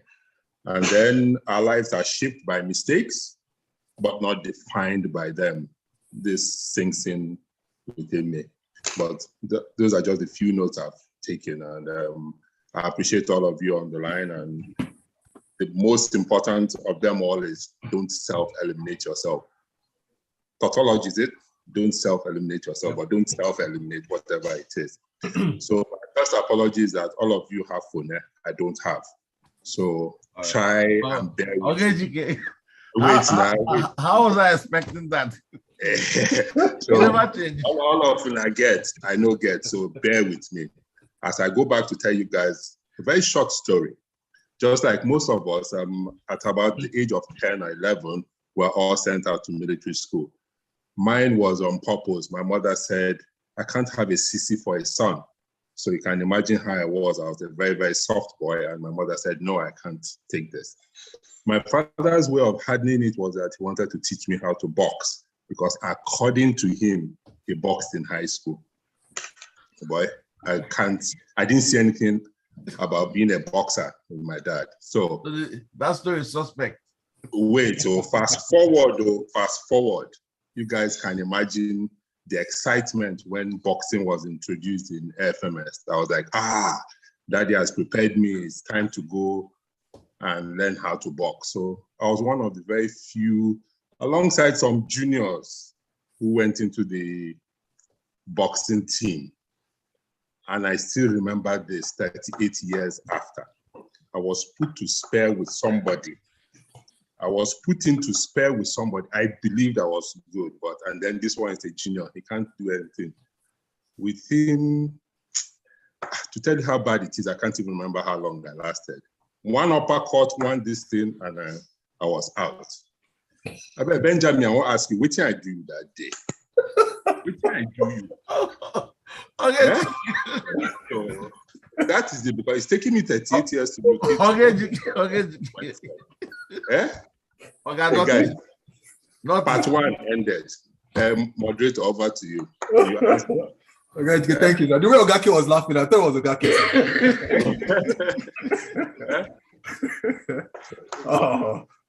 It's okay. Oh wow. No, that was really funny. Thanks for your comments again, GK. I think I'll take a last question. I'll open up for final comments and questions from the group. Ogaki will wrap up and then we can call it a day. I just want to acknowledge the time difference. I know Colonel Udoaka is calling from Europe in Germany. And it's what 11:50 their time, so we have to put that into consideration. Thanks for your patience. Thanks for your time, sir. There's a question that has popped up a number of times. I know that you've addressed it in your responses on the chat section, but if anyone doesn't mind just kind of sharing, just for the benefits of those joining the call, about the opportunities or the lack of it for those that are in Nigeria that are interested in being a part of the military. The question has come in various forms. I know that Colonel Udoaka has responded to it, but if you don't mind just giving an executive summary of what your thoughts are on those opportunities or the lack of it. Okay, let me, since I've been typing the responses, so let's start with the premise of the question. You are in Nigeria. You are a Nigerian citizen, green passport holder, and you want to join the US military. So, first things first, you need to be where you're trying to join. This is not Alibaba or Amazon Prime. You just can't go on a website and click join and all of a sudden you're a member. So first thing is to get there. There are opportunities to join as an enlisted member and other ranks if you are not a US citizen. Yeah. What that does is it gives you a path to citizenship. After you have been serving for, I believe it's a year. I think you have to serve for at least a year. Yeah. And then you can start the paperwork. Now, it does not accelerate the process. It does not, I repeat, it does not accelerate the process. It just gives you a path, similar path that everyone else has. It may give you an advantage because you've been serving. So that's for other ranks. So what happens if you are not a US citizen, you don't plan on getting a green card, you just want, because you're an expert, you're a brain surgeon, and you want to support the US military. And this is where Ladi can help. I don't believe you can do that as a uniform wearer. You can't do that as a service member. You might find yourself with opportunities, because I see it right now in other aspects of the US government, where there are appointments for people, but even those people, I believe, eventually have green cards. And so if you think about the implication of citizenship, so for example, I'll use me. I was actually born in the United States. My parents met in the US. I was born in the US. And then a year after I was born, my parents moved back to Lagos. So I grew up in Lagos. And then after my 18th birthday, I came back to the US. So I have always been a US citizen. The nature of my work, the nature of what I do as a service member, and for as long as I've been doing it, I cannot have dual citizenship. I do not have two passports. I am a US citizen, and so like every US citizen, I have to follow the 10-day process to get a visa every time I want to go home. Yeah. And because of what I do and the station that I'm in is a little bit more extra than just getting a visa. So it is what it is. It's frustrating at times. I lost my mom this time last year. And so from the day I got notified that she had passed, it took me 10 days to get home. Oh. Right? It took me 10 days to get home. Actually, yes, it took me 10 days to get home. And that was due to a whole lot of things that had to get done, lining up. And so that's just, it's the cross that I bear. So for those of you who are not US citizens who want to join the US military, yes, it does demand some degree of citizenship. And what it is it's commitment to the ideals for which you want to defend. Why would you want to defend something you don't believe in? You don't belong to, yeah. Yeah, right. And so that's the premise of that. And that's why it's such a process. I mean, if you think about what it takes to just get the US visa, it's a challenging process, right? Even my own dad is not a US citizen, never wanted a green card as much as I tried. My dad, he just said, I don't want the US coming after my money. So, you know how he is, right? And so my dad, for as long as his son has been in the US military, is like, you do you and I'm gonna do me. So over to you, Aya. Thank you so much, Colonel Udoaka. Really appreciate those responses. I want to just acknowledge Oga Ladi because he has to drop off now. Oga Ladi, just want to thank you so much for, I know the build up of this seminar, there was a lot of, we're trying to squeeze out time to be able to make this. We truly appreciate your support to the community. We've called a number of times and you've answered our call each time. We called for COVID and FDA presentation seminar a few months ago during the heat of COVID, and you came through again for us this time. So we're so thankful for your support and your time and commitment to our organization. So thanks for your time here. Thanks for your thoughts that you shared with us. And I think we could release you to your other commitments. Thank you so much. Yeah, thanks very much. And yeah, so nice to meet you, Oga Udoaka and Oga Benn. I really do appreciate it. And like I explained to Aya, because I'm in church, we'll be starting our evening service, and pretty much I know the noise is going to be interfering with, so I may not be able to effectively see anything. So that's just, otherwise I would have stayed on. I really do appreciate it. Thanks so much. It's a pleasure, bro. Yep. And so just going back to Oga Udoaka's response, thank you for the clarification. I think you just hit the nail on the head when it comes to the process for our folks from Nigeria to participate or to take up opportunities in a military career. There's a number of participants on the call right now that are calling from Nigeria, some of them from Europe.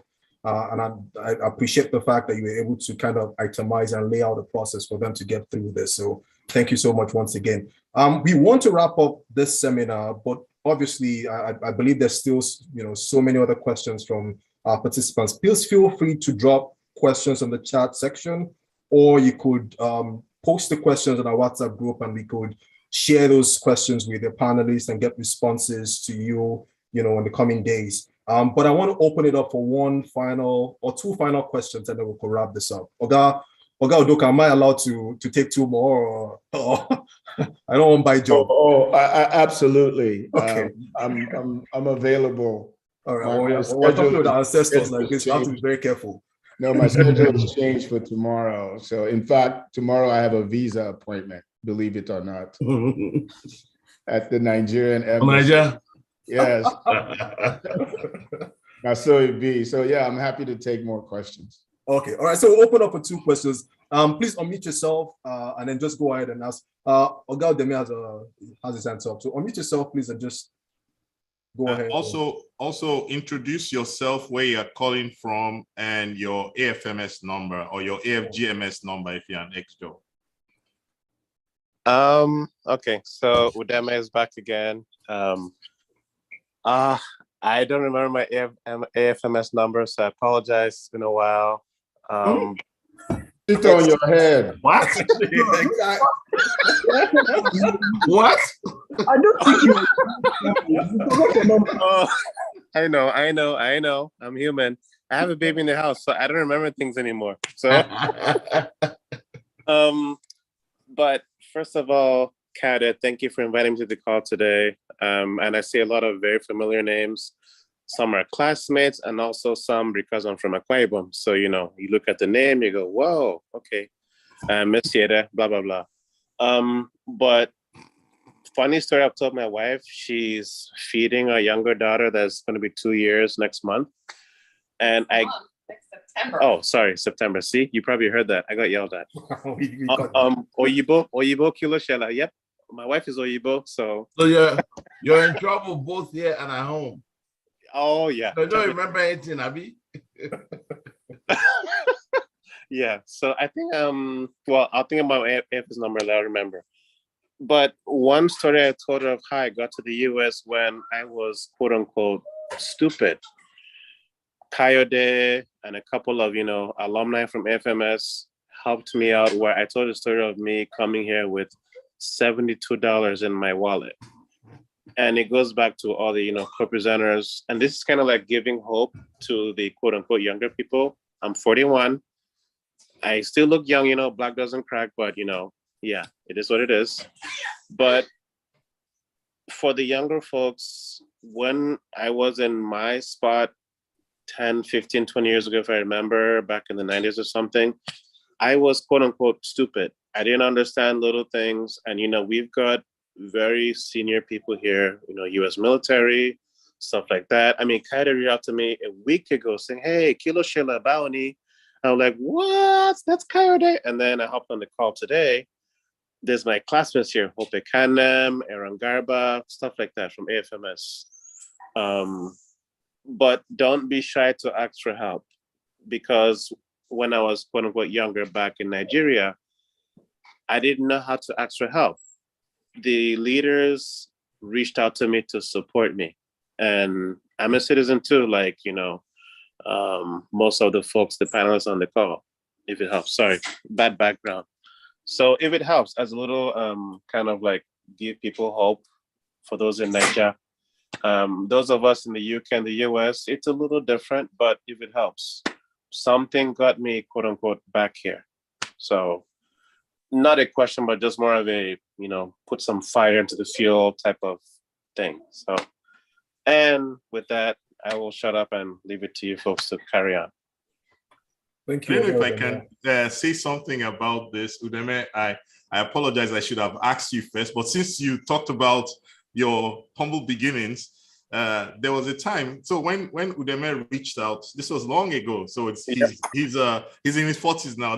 He was probably like a teenager on his. I still remember one statement Udeme made. He said, look, he went to the US embassy, blah, blah, blah, and they did not, they basically didn't just give him a ticket to come to America. So, and he said, he added to that email, and I am an American citizen. So, Ekerete told me to tell him that there are 300 million other people with that designation. Yes, and here I am. And somehow that just never leaves me. Every time I see you there, I remember that conversation. Yes, yep, and that is true. It's honestly true. Because they could have told me, oh, how do we know you're a citizen? But, I'm a citizen, and here we are. So, I'm married now with 2 kids, and, we've had a lot of great conversation today where what's the next step? So I work at LinkedIn. LinkedIn is part of Microsoft. I live in Buffalo, not too far from Coyote. And we've talked before, so, God, miss you there. Where in Buffalo? Oh, I'm That's in Lockport. True. I'm always in Buffalo. I'm in Lockport. Oh, wow.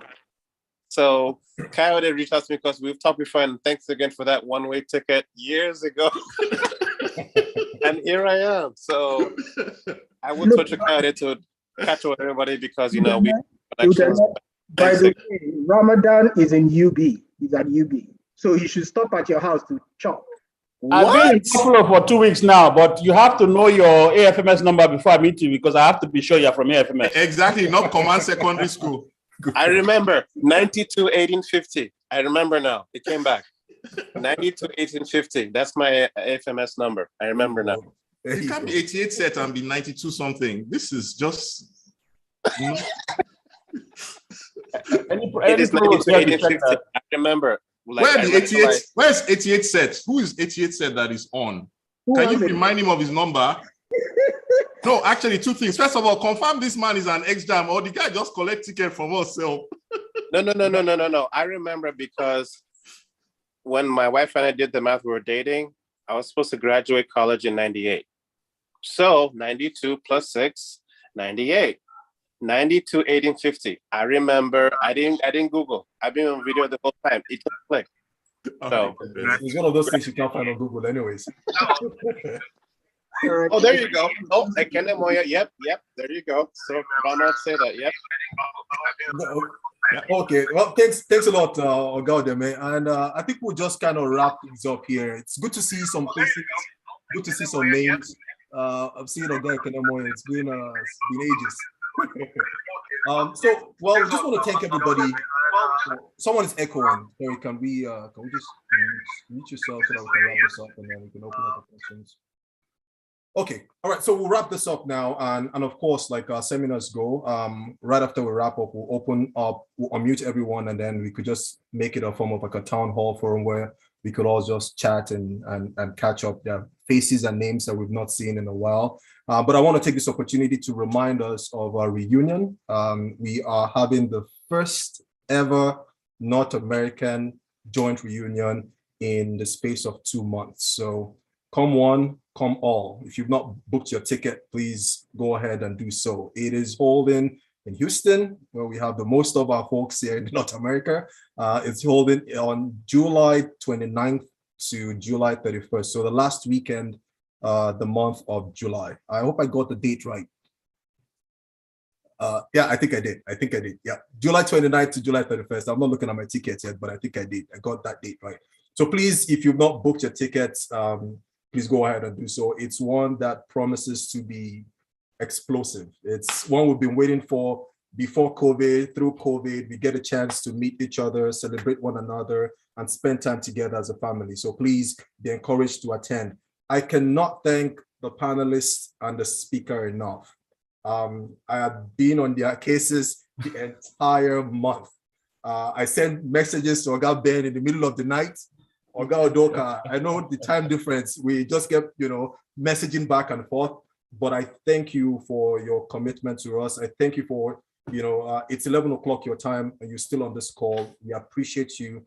We thank you for spending the time to enlighten us about what lives, what opportunity. I mean, it might not be any one of us on the call. It might be our kids. It might be our brothers or sisters. Who knows? But we thank you for reaching out and just, spending your Sunday evening with us when you could be doing a million other things. So with that, I will pass this on to the president of the association, Oga K, to wrap this up, and then we'll open up the platform. Right. So can you mute the, all right. So actually, on behalf of all the ex-junior airmen, particularly in North America, I want to thank Colonel Udoaka, Benn, and Major Dr. Ladi, right, for doing this. Let me just let you know, in terms of numbers, we've had over 50 people basically join this. So even though we started at 13, it quickly went up, and the private messages I'm getting is like, wow, thank you for inviting me. This was amazing. I guess no one realized how much information and how much wisdom will be shared in this. So what you've done basically again is that you've added a lot of value to the EXJAM brand in itself. There are people I see here that joined all the way from Nigeria. I see ex-military in Nigeria that also joined this call. I see that even at a point in time, the President General of all EXJAM worldwide also joined the call and asked the question. So that's just the kind of interest in, what we do, or knowing about what we're doing, and then basically contributing. So thank you so much. And I will also, I don't know, for those who don't know, last time when I went to Nigeria and visited the Ministry of Defense, Major General Usman Yusuf is my classmate, basically called me to his office and made a presentation where he awarded me President General of EXJAM and EXJAW in particular worldwide. and so this meeting cannot be over until I call on the president of the ex-junior airwomen in North America, in person of Monica Abro, to also give a speech. Because this reunion that Adams just talked about, Ayo Adams, is actually joint between ex-junior airmen and ex-junior airwomen of North America. So, Monica, the floor is all yours. She doesn't like talking, so she's probably shrinking because we didn't give her any notice, but hey. Monica, please unmute yourself.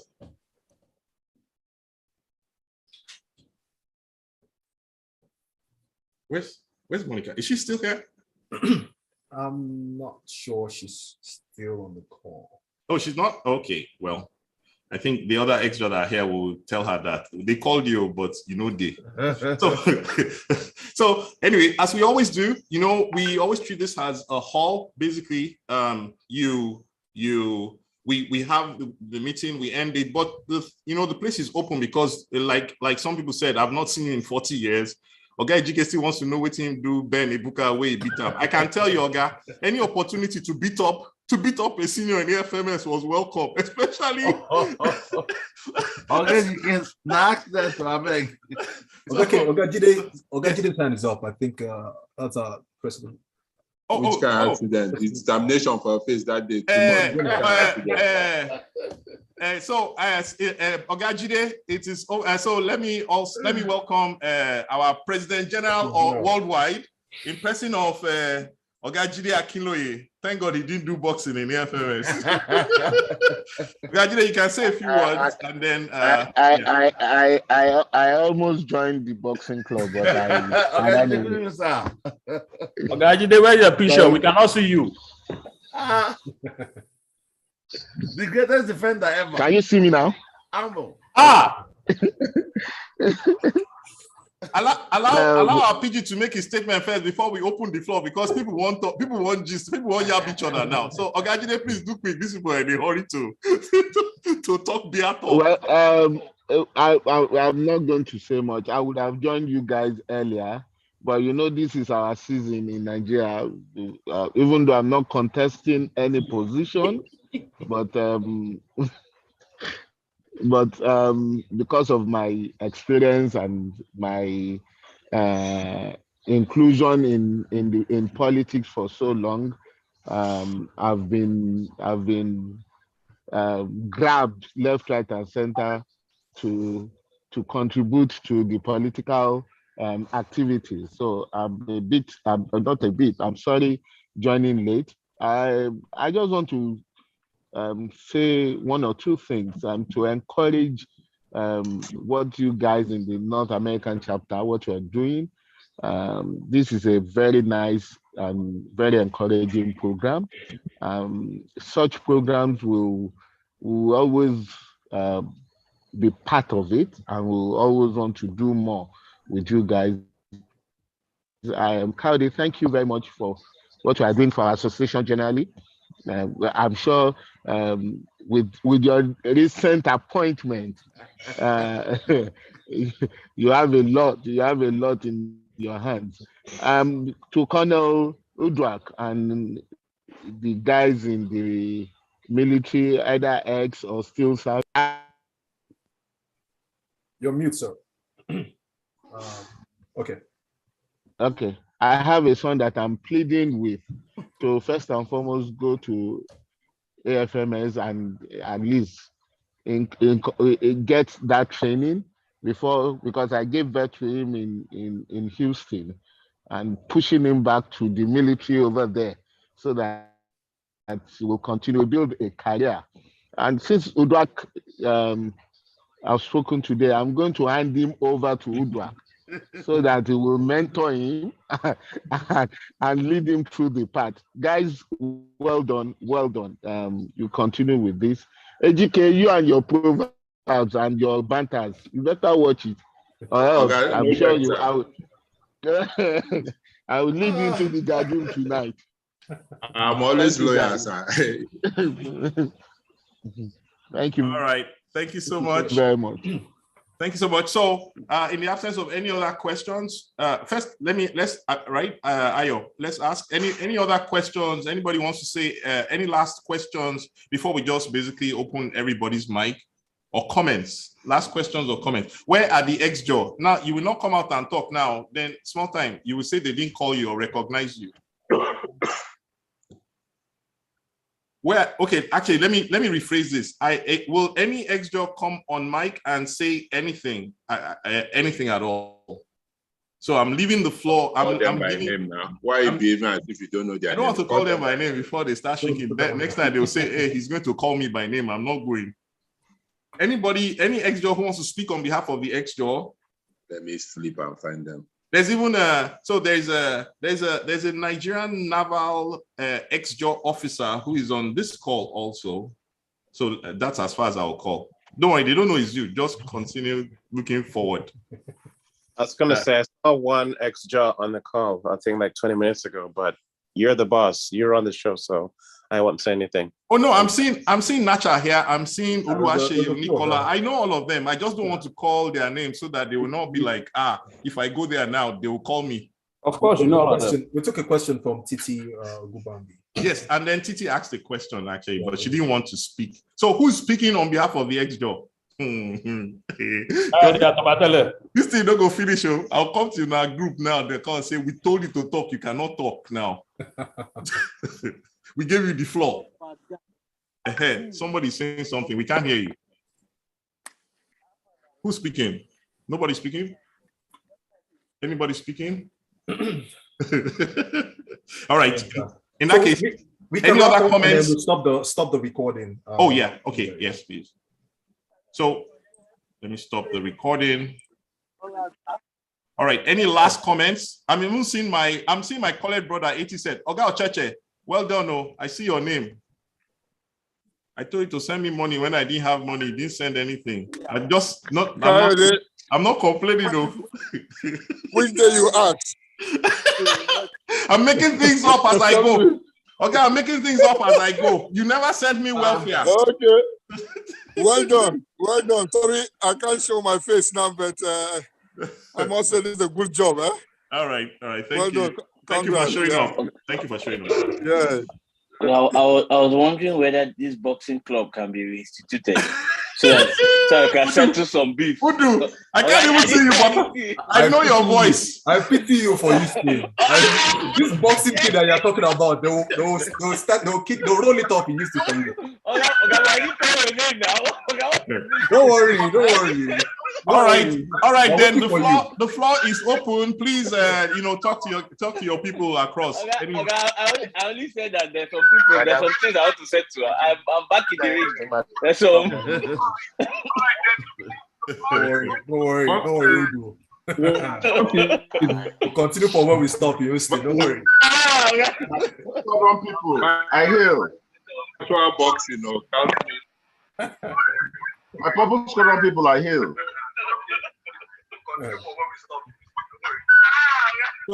Oh well, that's the thing now. The problem is that there'll be. So if you are not saying anything, you can mute yourself so that at least there will be a little bit of quality. But usually, the thing, everybody. Yes. Okay. Yes. I will have to take off. All right. Yeah, I have tea time scheduled already. No problem. We want your madam to release you for future endeavors. So please thank her for us that you kept. Just thank her for us. In short, make her know Miss Jive.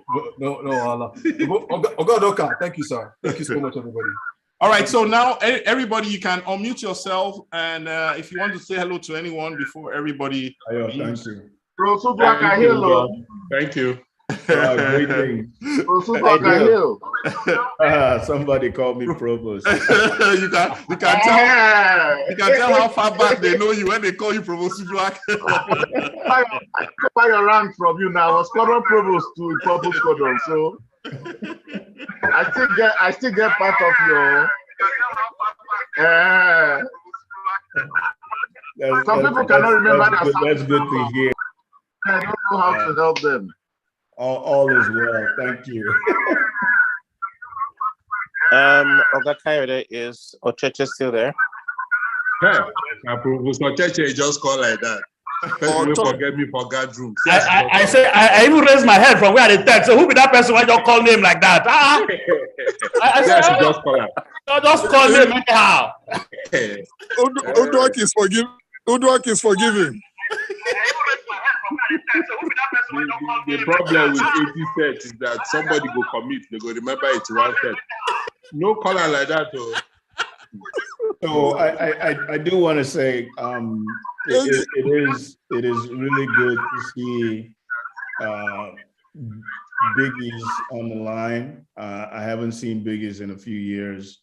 So Biggie's, it was good to see you. I hate that you actually sat there and ate 2 pieces of chicken by yourself. My brother, my wife is far away from where I am. I have to cook and eat my food. So I appreciate you, my brother. Kerete, it's so good to see you. Idonte, Malcolm actually dialed in briefly. I don't know. I don't think he's still on. But just, you know, it's just good to see faces that I haven't seen in a long time. And when you get to the age that some of us are, I call it the 5th floor of life. You know, those of us who have reached the 5th floor, you know, where you're starting to forget things and your glasses is on your head and you're looking for it. When you are able to make connections with fond memories of your past, it's actually a good thing. You know, my dad is 84. He just turned 84 this year, and he's now a widower. So I'm really keen on his interactions and who he's talking to, and how he interacts with his peers. And it's so interesting to watch him, where, you know, his friends are few, but then when they get together, the things that they're able to remember, the memories that they share, it's so important to me. And that's why doing something like this, where it's a intergenerational space, you had young people and then you had parents on the line. I think it's so important that they see us and they hear us, that we can pick up from where we left off, even if off was 35 years ago. That we can pick up from where we left off, cracking the same old jokes, telling the same old stories. It's a beautiful thing, and I just appreciate this organization just giving the opportunity to come back and share. I'm gonna sleep well tonight, just knowing that I've done this and that it was of value to somebody. Just the fact that there were questions that people were asking is good food for the soul. That was chicken soup for the soul for me. So I appreciate it. And then just, you know, I was hoping that someone from the EXJAM would speak up, because that's after my time. I never really got the chance to interact with that entity. I can't even, my memory doesn't serve me well when they actually started, when they graduated their first set. So I would have loved to have heard from them. So maybe next time if there's No, I'm going to make it happen now. Otherwise, I will give them the title they gave me right back. Nana, can you come off mic at least and come and speak on behalf of? That's an order. Okay. Good evening, gentlemen and ladies that are here. Although there are no ladies in the military, so I'll just say gentlemen to everybody. My name is Nana Shehu. I'm 88. I'm from the 88th set of the Air Force Girls Military School. My NAF number is 88/0182. And it's been a pleasure being here. Why I did not speak earlier when Oga asked us to speak is because he asked the president, our president, to speak, and she was around, and I felt somebody else from the ESCO should be the one to speak, not me. But now that he has called me, you know, as I always say, your Oga is your Oga even in heaven. So Oga cannot say something and I say, no, I dare not. So it's been a pleasure being here with you. Some people I've never even heard their names, and being here, I got to know. And I posted some messages. I don't know if you saw them, some chats about our program we do. It's called Atijo. Sorry, is someone speaking in the background? No, go on. I'll find it. I'll find the person and mute the person. Go on. Okay. So there's a program we do on YouTube. It's called Atijo. It's actually a program that showcases EXJAM and EXJOR. We've had some guests from the community already, and it will be a pleasure to have every other person who is interested. And we're just, we want to sort of change the narrative. We've heard people like the clown who could not remember his NAF number. Some people like that. The first thing you ask is, and he was even using an excuse that he has a baby. My guy. I was there, Ricky, like, I had a baby in my 40s and I still remember. I still remember my NAF number. So, hey, babies give you brain freeze. You don't remember shit. So, and that was me, Budeme, from, yep. So go ahead. Sorry, go ahead. Forget your NAF number. That's the way I see it. But anyway, that is what stands us out. I've had cases whereby I've seen people from command secondary schools, from not Air Force, actually, mainly command and maybe Navy school or something like that. And they come up and say they went to military schools. And we keep telling them, you didn't go to military school. You don't have a service number. You did not serve job. You didn't plan. You didn't tattoo. How dare you say you went to a military school? But anyway, so we're trying to, showcase what the military school was all about, what people have missed out on, and to inspire those that are coming up to, see that, yes, there's a future for you if you choose to go into the military. And whatever you do, being that you went to military school, you're going to be successful because, of course, we strive to excel. So that's what the program is all about. If you've not watched any episode of the program, please go to YouTube right now and search for it and watch it. Oga K, maybe you could put a link here, or I will put a link here while we're still here. Anyone of us that does it first. We have on the crew, it's all EXJAM and EXJOR. So far, we have only one EXJAM. And he's the President General of EXJAM EXJOR Association Worldwide. He's the only one so far. And please, I would really like it if you watch it. I'm sure you're going to enjoy it because there are some things I'm sure you've forgotten, especially those from the 80 sets up to maybe 85 sets. Some things you must have forgotten, but when you watch it, you remember, you see one of your set members mention something, then it reminds you of something that happened like over 40 years ago. And you're like, yeah, that's true, I remember. It's a feel-good program. I will enjoin all of you to watch it. I'm going to put the link here as soon as I shut up. So is this moment I shut up. Have a wonderful week ahead.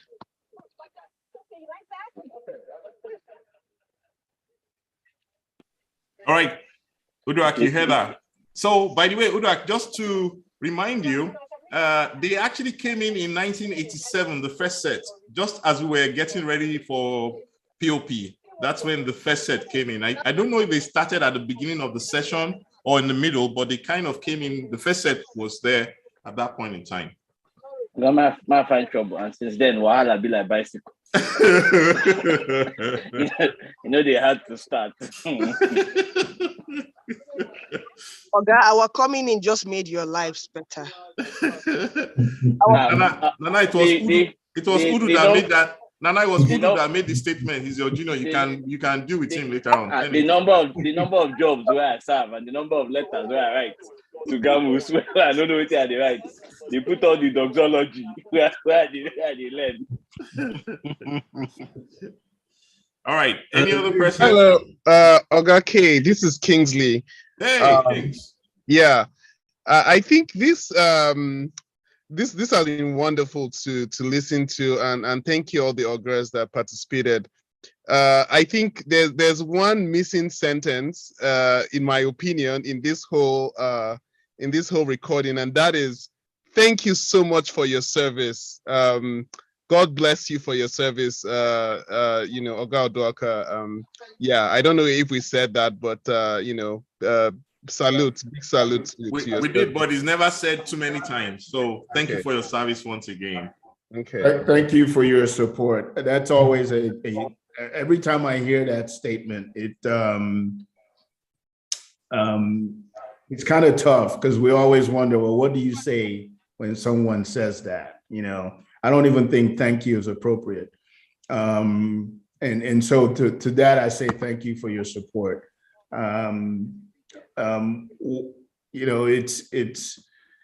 those who serve, especially who have served in harm's way, they come back with some degree of trauma. If you were here for the slide presentation, on one of the slides, I had a quote from a noted strategist named Clausewitz. Clausewitz says that that war is an extension of politics by other means. And so by the time you're sending the military to go do anything, it means that you have exhausted every other option. And at this point, you are willing to use the instruments of death in order to get your point across. That's what the military is for. And so that is not an easy task for those who get to do it. And some people go through an entire career and never see combat. And some of us who have, those memories are etched in our imagination for the rest of our lives. And so it is not an easy thing to do. And so when someone says, thank you for your service, we immediately remember a lot of our brothers and sisters who did not come back. We immediately remember those who have paid the ultimate sacrifice and not returned home. And so all we can say back is thank you for your support, because many times militaries come back home to an unsupportive population. And the fact that you all are appreciative of what the military does in and of itself is humbling, because it isn't easy. It's rewarding, and some people carry trauma, and and unless you're in that space, you hear about it on the fringes, right? You hear that 22 service members take their own lives every day. And we're seeing that number increase every time we turn around. And part of it is because they don't feel like people would understand. And so anytime you get an opportunity to talk to a service member, have them to share their stories, you are helping with their own treatment, their own therapy. Like I said, there's some things I just will never tell my spouse. She just won't know.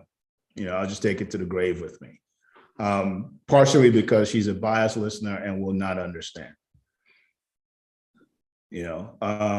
But that's, as we say, na soja life be that.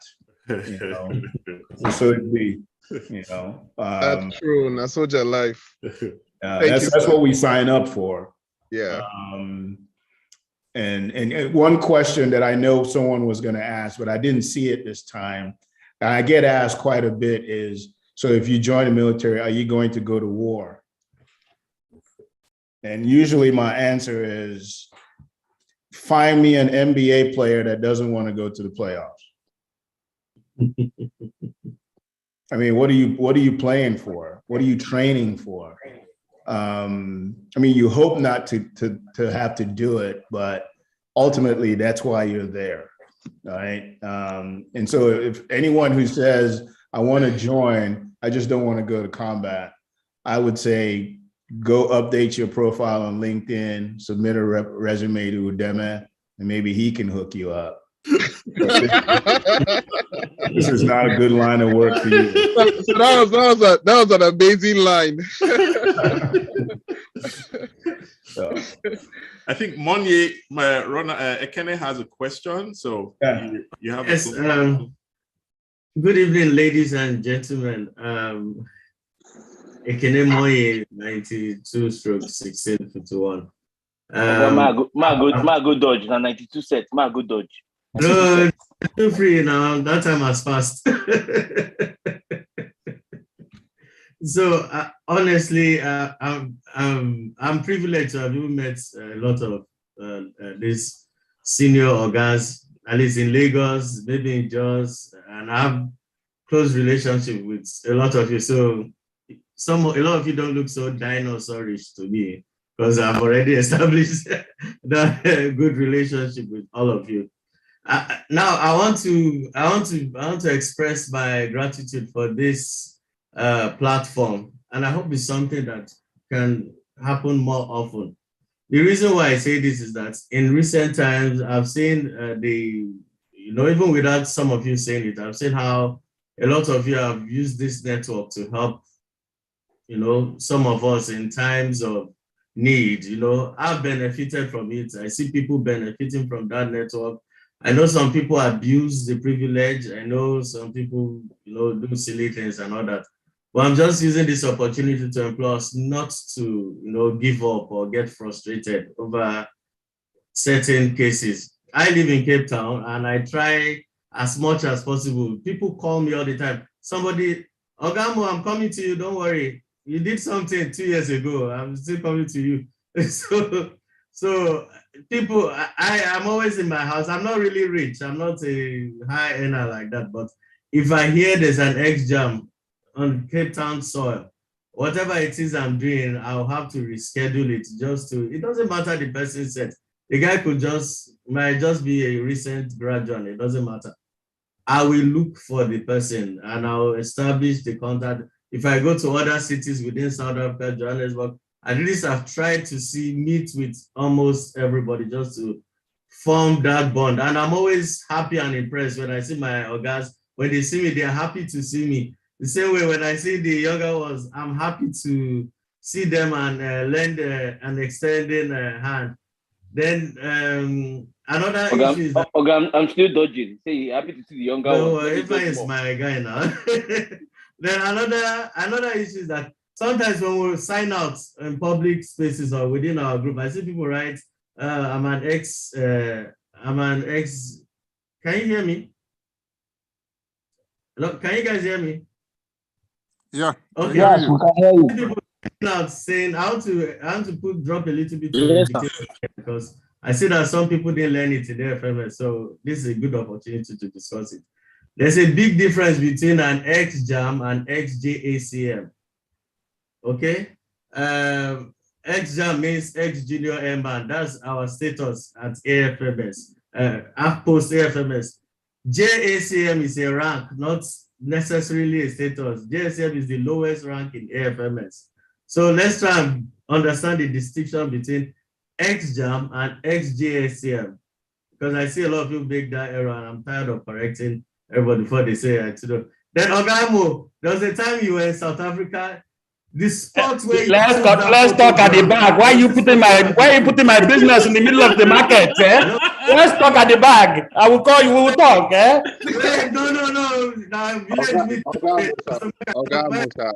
No. The spot he took the photograph is like when I checked the time slot, he took that photograph. I left that place 30 minutes prior. He took that photograph. So I got it home and I saw it and I sent him a message. I think it was on Facebook that, okay, he didn't even respond. I said, I'm going to the elders with this one. Anytime I see we have a stronger connection that you don't know.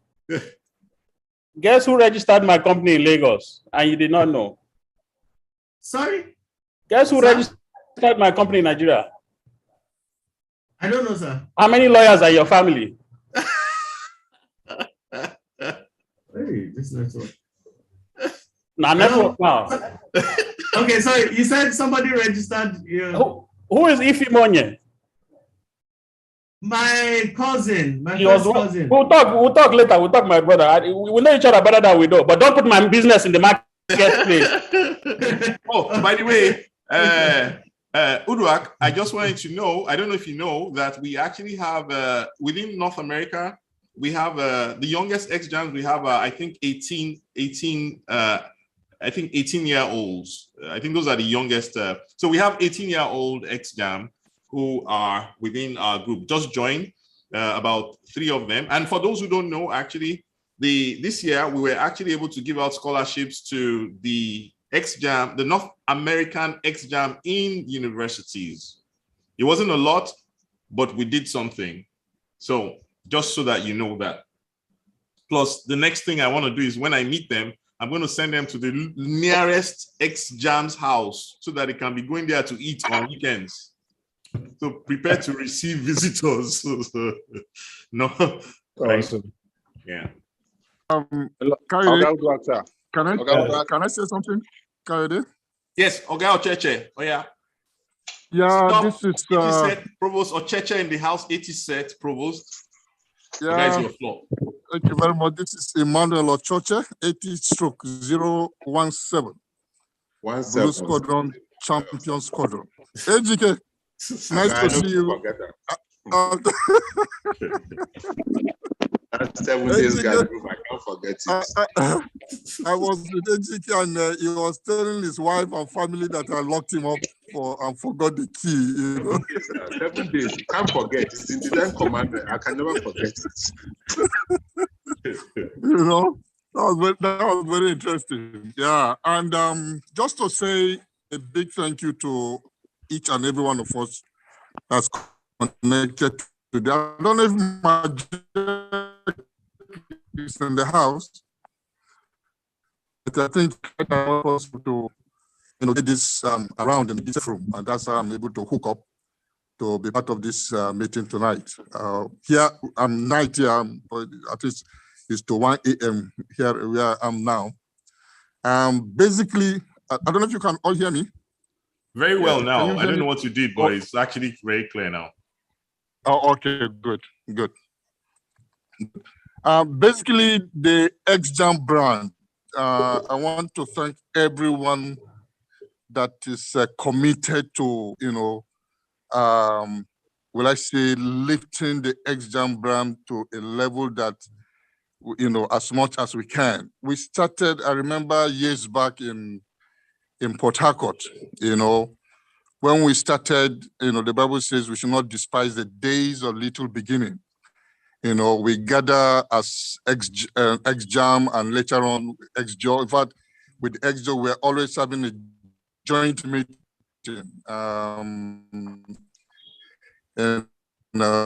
hosted by Benn and where they, I believe, anytime I look back, I say yes. We at least they say slow and steady. Is the race. I can see that we are making giant strides. In various directions, and just to encourage us wherever we are. Let's see what we can do for EXJAM body, EXJAM body. Yeah, and not just doing amongst us, but let's also see what can we do back home. When I say back home, I mean back in AFMS Jos. I know we're already doing some things set by set, projects here and there, but I want to encourage us never to forget AFMS as much as we can, as little as we can. Let's see how we can plug in one or two things individually, of persons, set by set, in any way we can impact, at least make a difference back and see where we can lift AFMS to. We know for sure at every point that supports are needed, and the much we can do, let's do. The little we can do, let's do. And just like someone said, we I think Kenneth was talking about meeting even those that probably, he never knew or ever met him. Just like we were doing in Port Harcourt, ex-journeymen that probably will never have seen our, brake lights or dust, but because they are EXJAM or EXJO, we melted together, we did things together, we ate together, we laughed together, and encourage one another. So please, let's keep it up wherever we are. This world is a global village, and I believe whichever corner we are, we can brighten up the EXJAM family, the EXJO family, and see ourselves move, to higher levels. Once again, thank you to the panelists. Unfortunately, I didn't join in good time, but I think what I listened to was it was really encouraging, and nice to see faces again. Kubenje, I can see your face. Kene Monye, The last time we saw was in Port Harcourt. Yeah. EGK, come on, Jay. How you doing? Long time. Okay, I did, sir. Wonderful for us, people. for us, Yeah. for us, the younger ones, when one senior dey talk, Oga Ocheche, morning, sir. all your seniors Adejo. keep quiet. No say wahala dey. If Oga one Ocheche. senior they talk, everybody keep quiet. No say wahala dey. Even me, I don't overdodge. Oga Ocheche. Yes, sir. All right, like I This is- said, the floor is open. Actually, for those who are saying they want this T-shirt, this EXJAM T-shirt, pay if you belong to North American EXJAM, pay your annual dues. I'll send you one on my dime. All right. Well, except for the Colonel, since you did this for us, I'll send you one. But I will still take. I will take your contribution either way. Eh? What? Some of us have been trying to pay. I don't want our money. No, Canada. Yeah, that is our CFO's. He has something coming so that it'll be easy for you. Oga Ocheche, sir. All right, line is open. Anybody wants to say a comment, you can unmute yourself and speak. Oga Ocheche, this is. Hello? Who is that? This is Yusuf Online 86 set, sir. Purple Squadron. Yusuf. Online Larry Yusuf's younger brother. Oh, Larry Yusuf. Okay, 86 set. 86 set, sir. So I didn't bug you because I was an overcadet then. Well done. You know, I tell people, well, I always try to define what undercadet is to all these junior. I don't want to use the word bagger, but they don't understand. So the best thing is just for me to leave it. And Oga Udoaka, I salute you, sir. So, by the way, Oga Ocheche, morning, sir.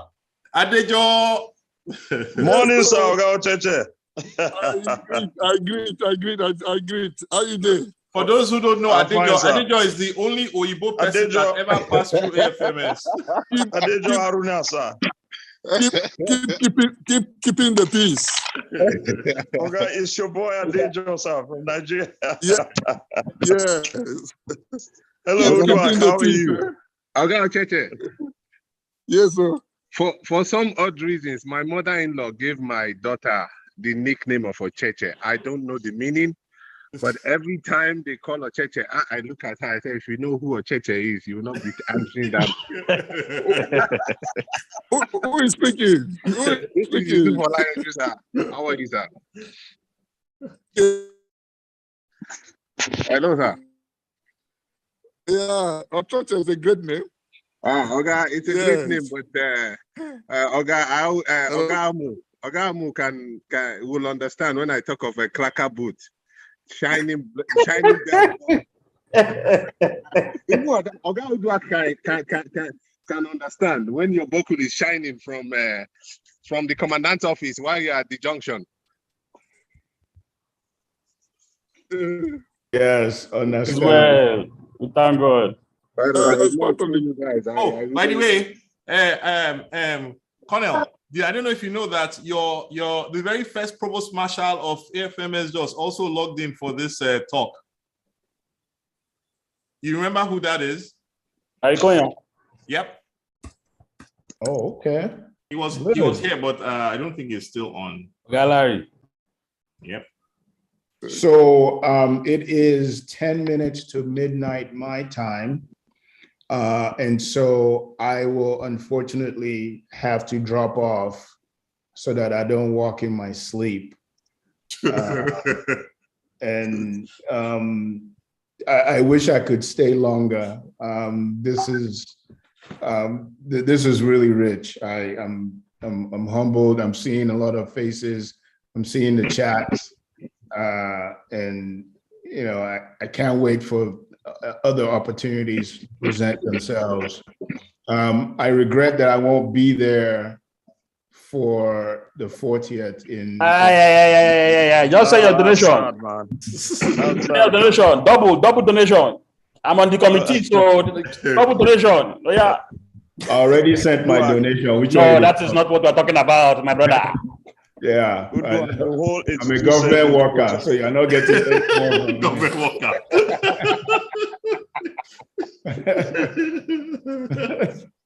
Good night, bros. But no, this has really been good. I mean, my dad was asking me about this because I told him I was doing this event. So I'm excited that when I talk to him tomorrow, we'll have a lot to talk about. And it's so good to see everyone. Ogawa Church being on the line and just 82 sets and everyone else who joined in. And I'm just glad we were able to share and fellowship. This is really, like I said before, just added a few more minutes to my life. And so it's very rich. Coyote, I know I go hear from you. Definitely. Yeah, I want one of those t-shirts so I can start wearing it around and start recruiting. Awesome. Recruiting for FMS. And, awesome. For those that had questions, I hope we answered them. And Ayo knows how to reach me now. Yeah. So I want to leave on this note because I think sometimes there are always questions on how come you don't hear from me often, and why can't I dial in?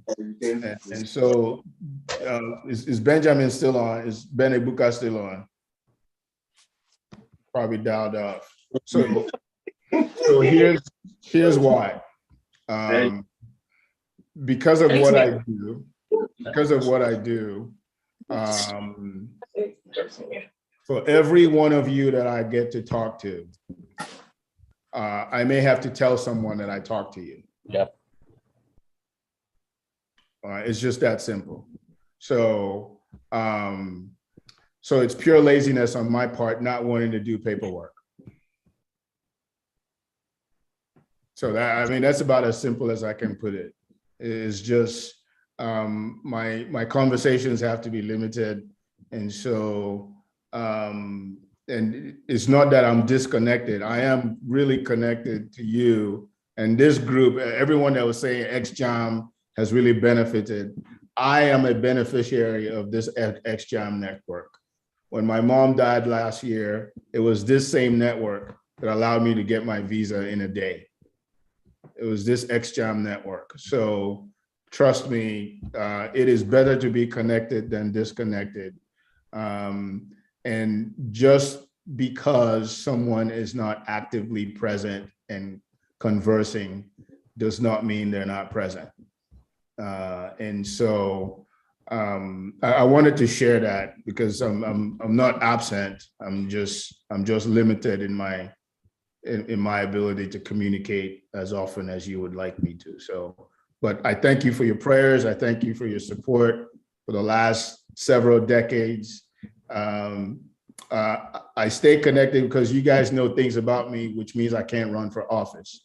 So they say, people who know that much about you, you can't be disconnected because, and so you guys know stories about me that even my family doesn't know.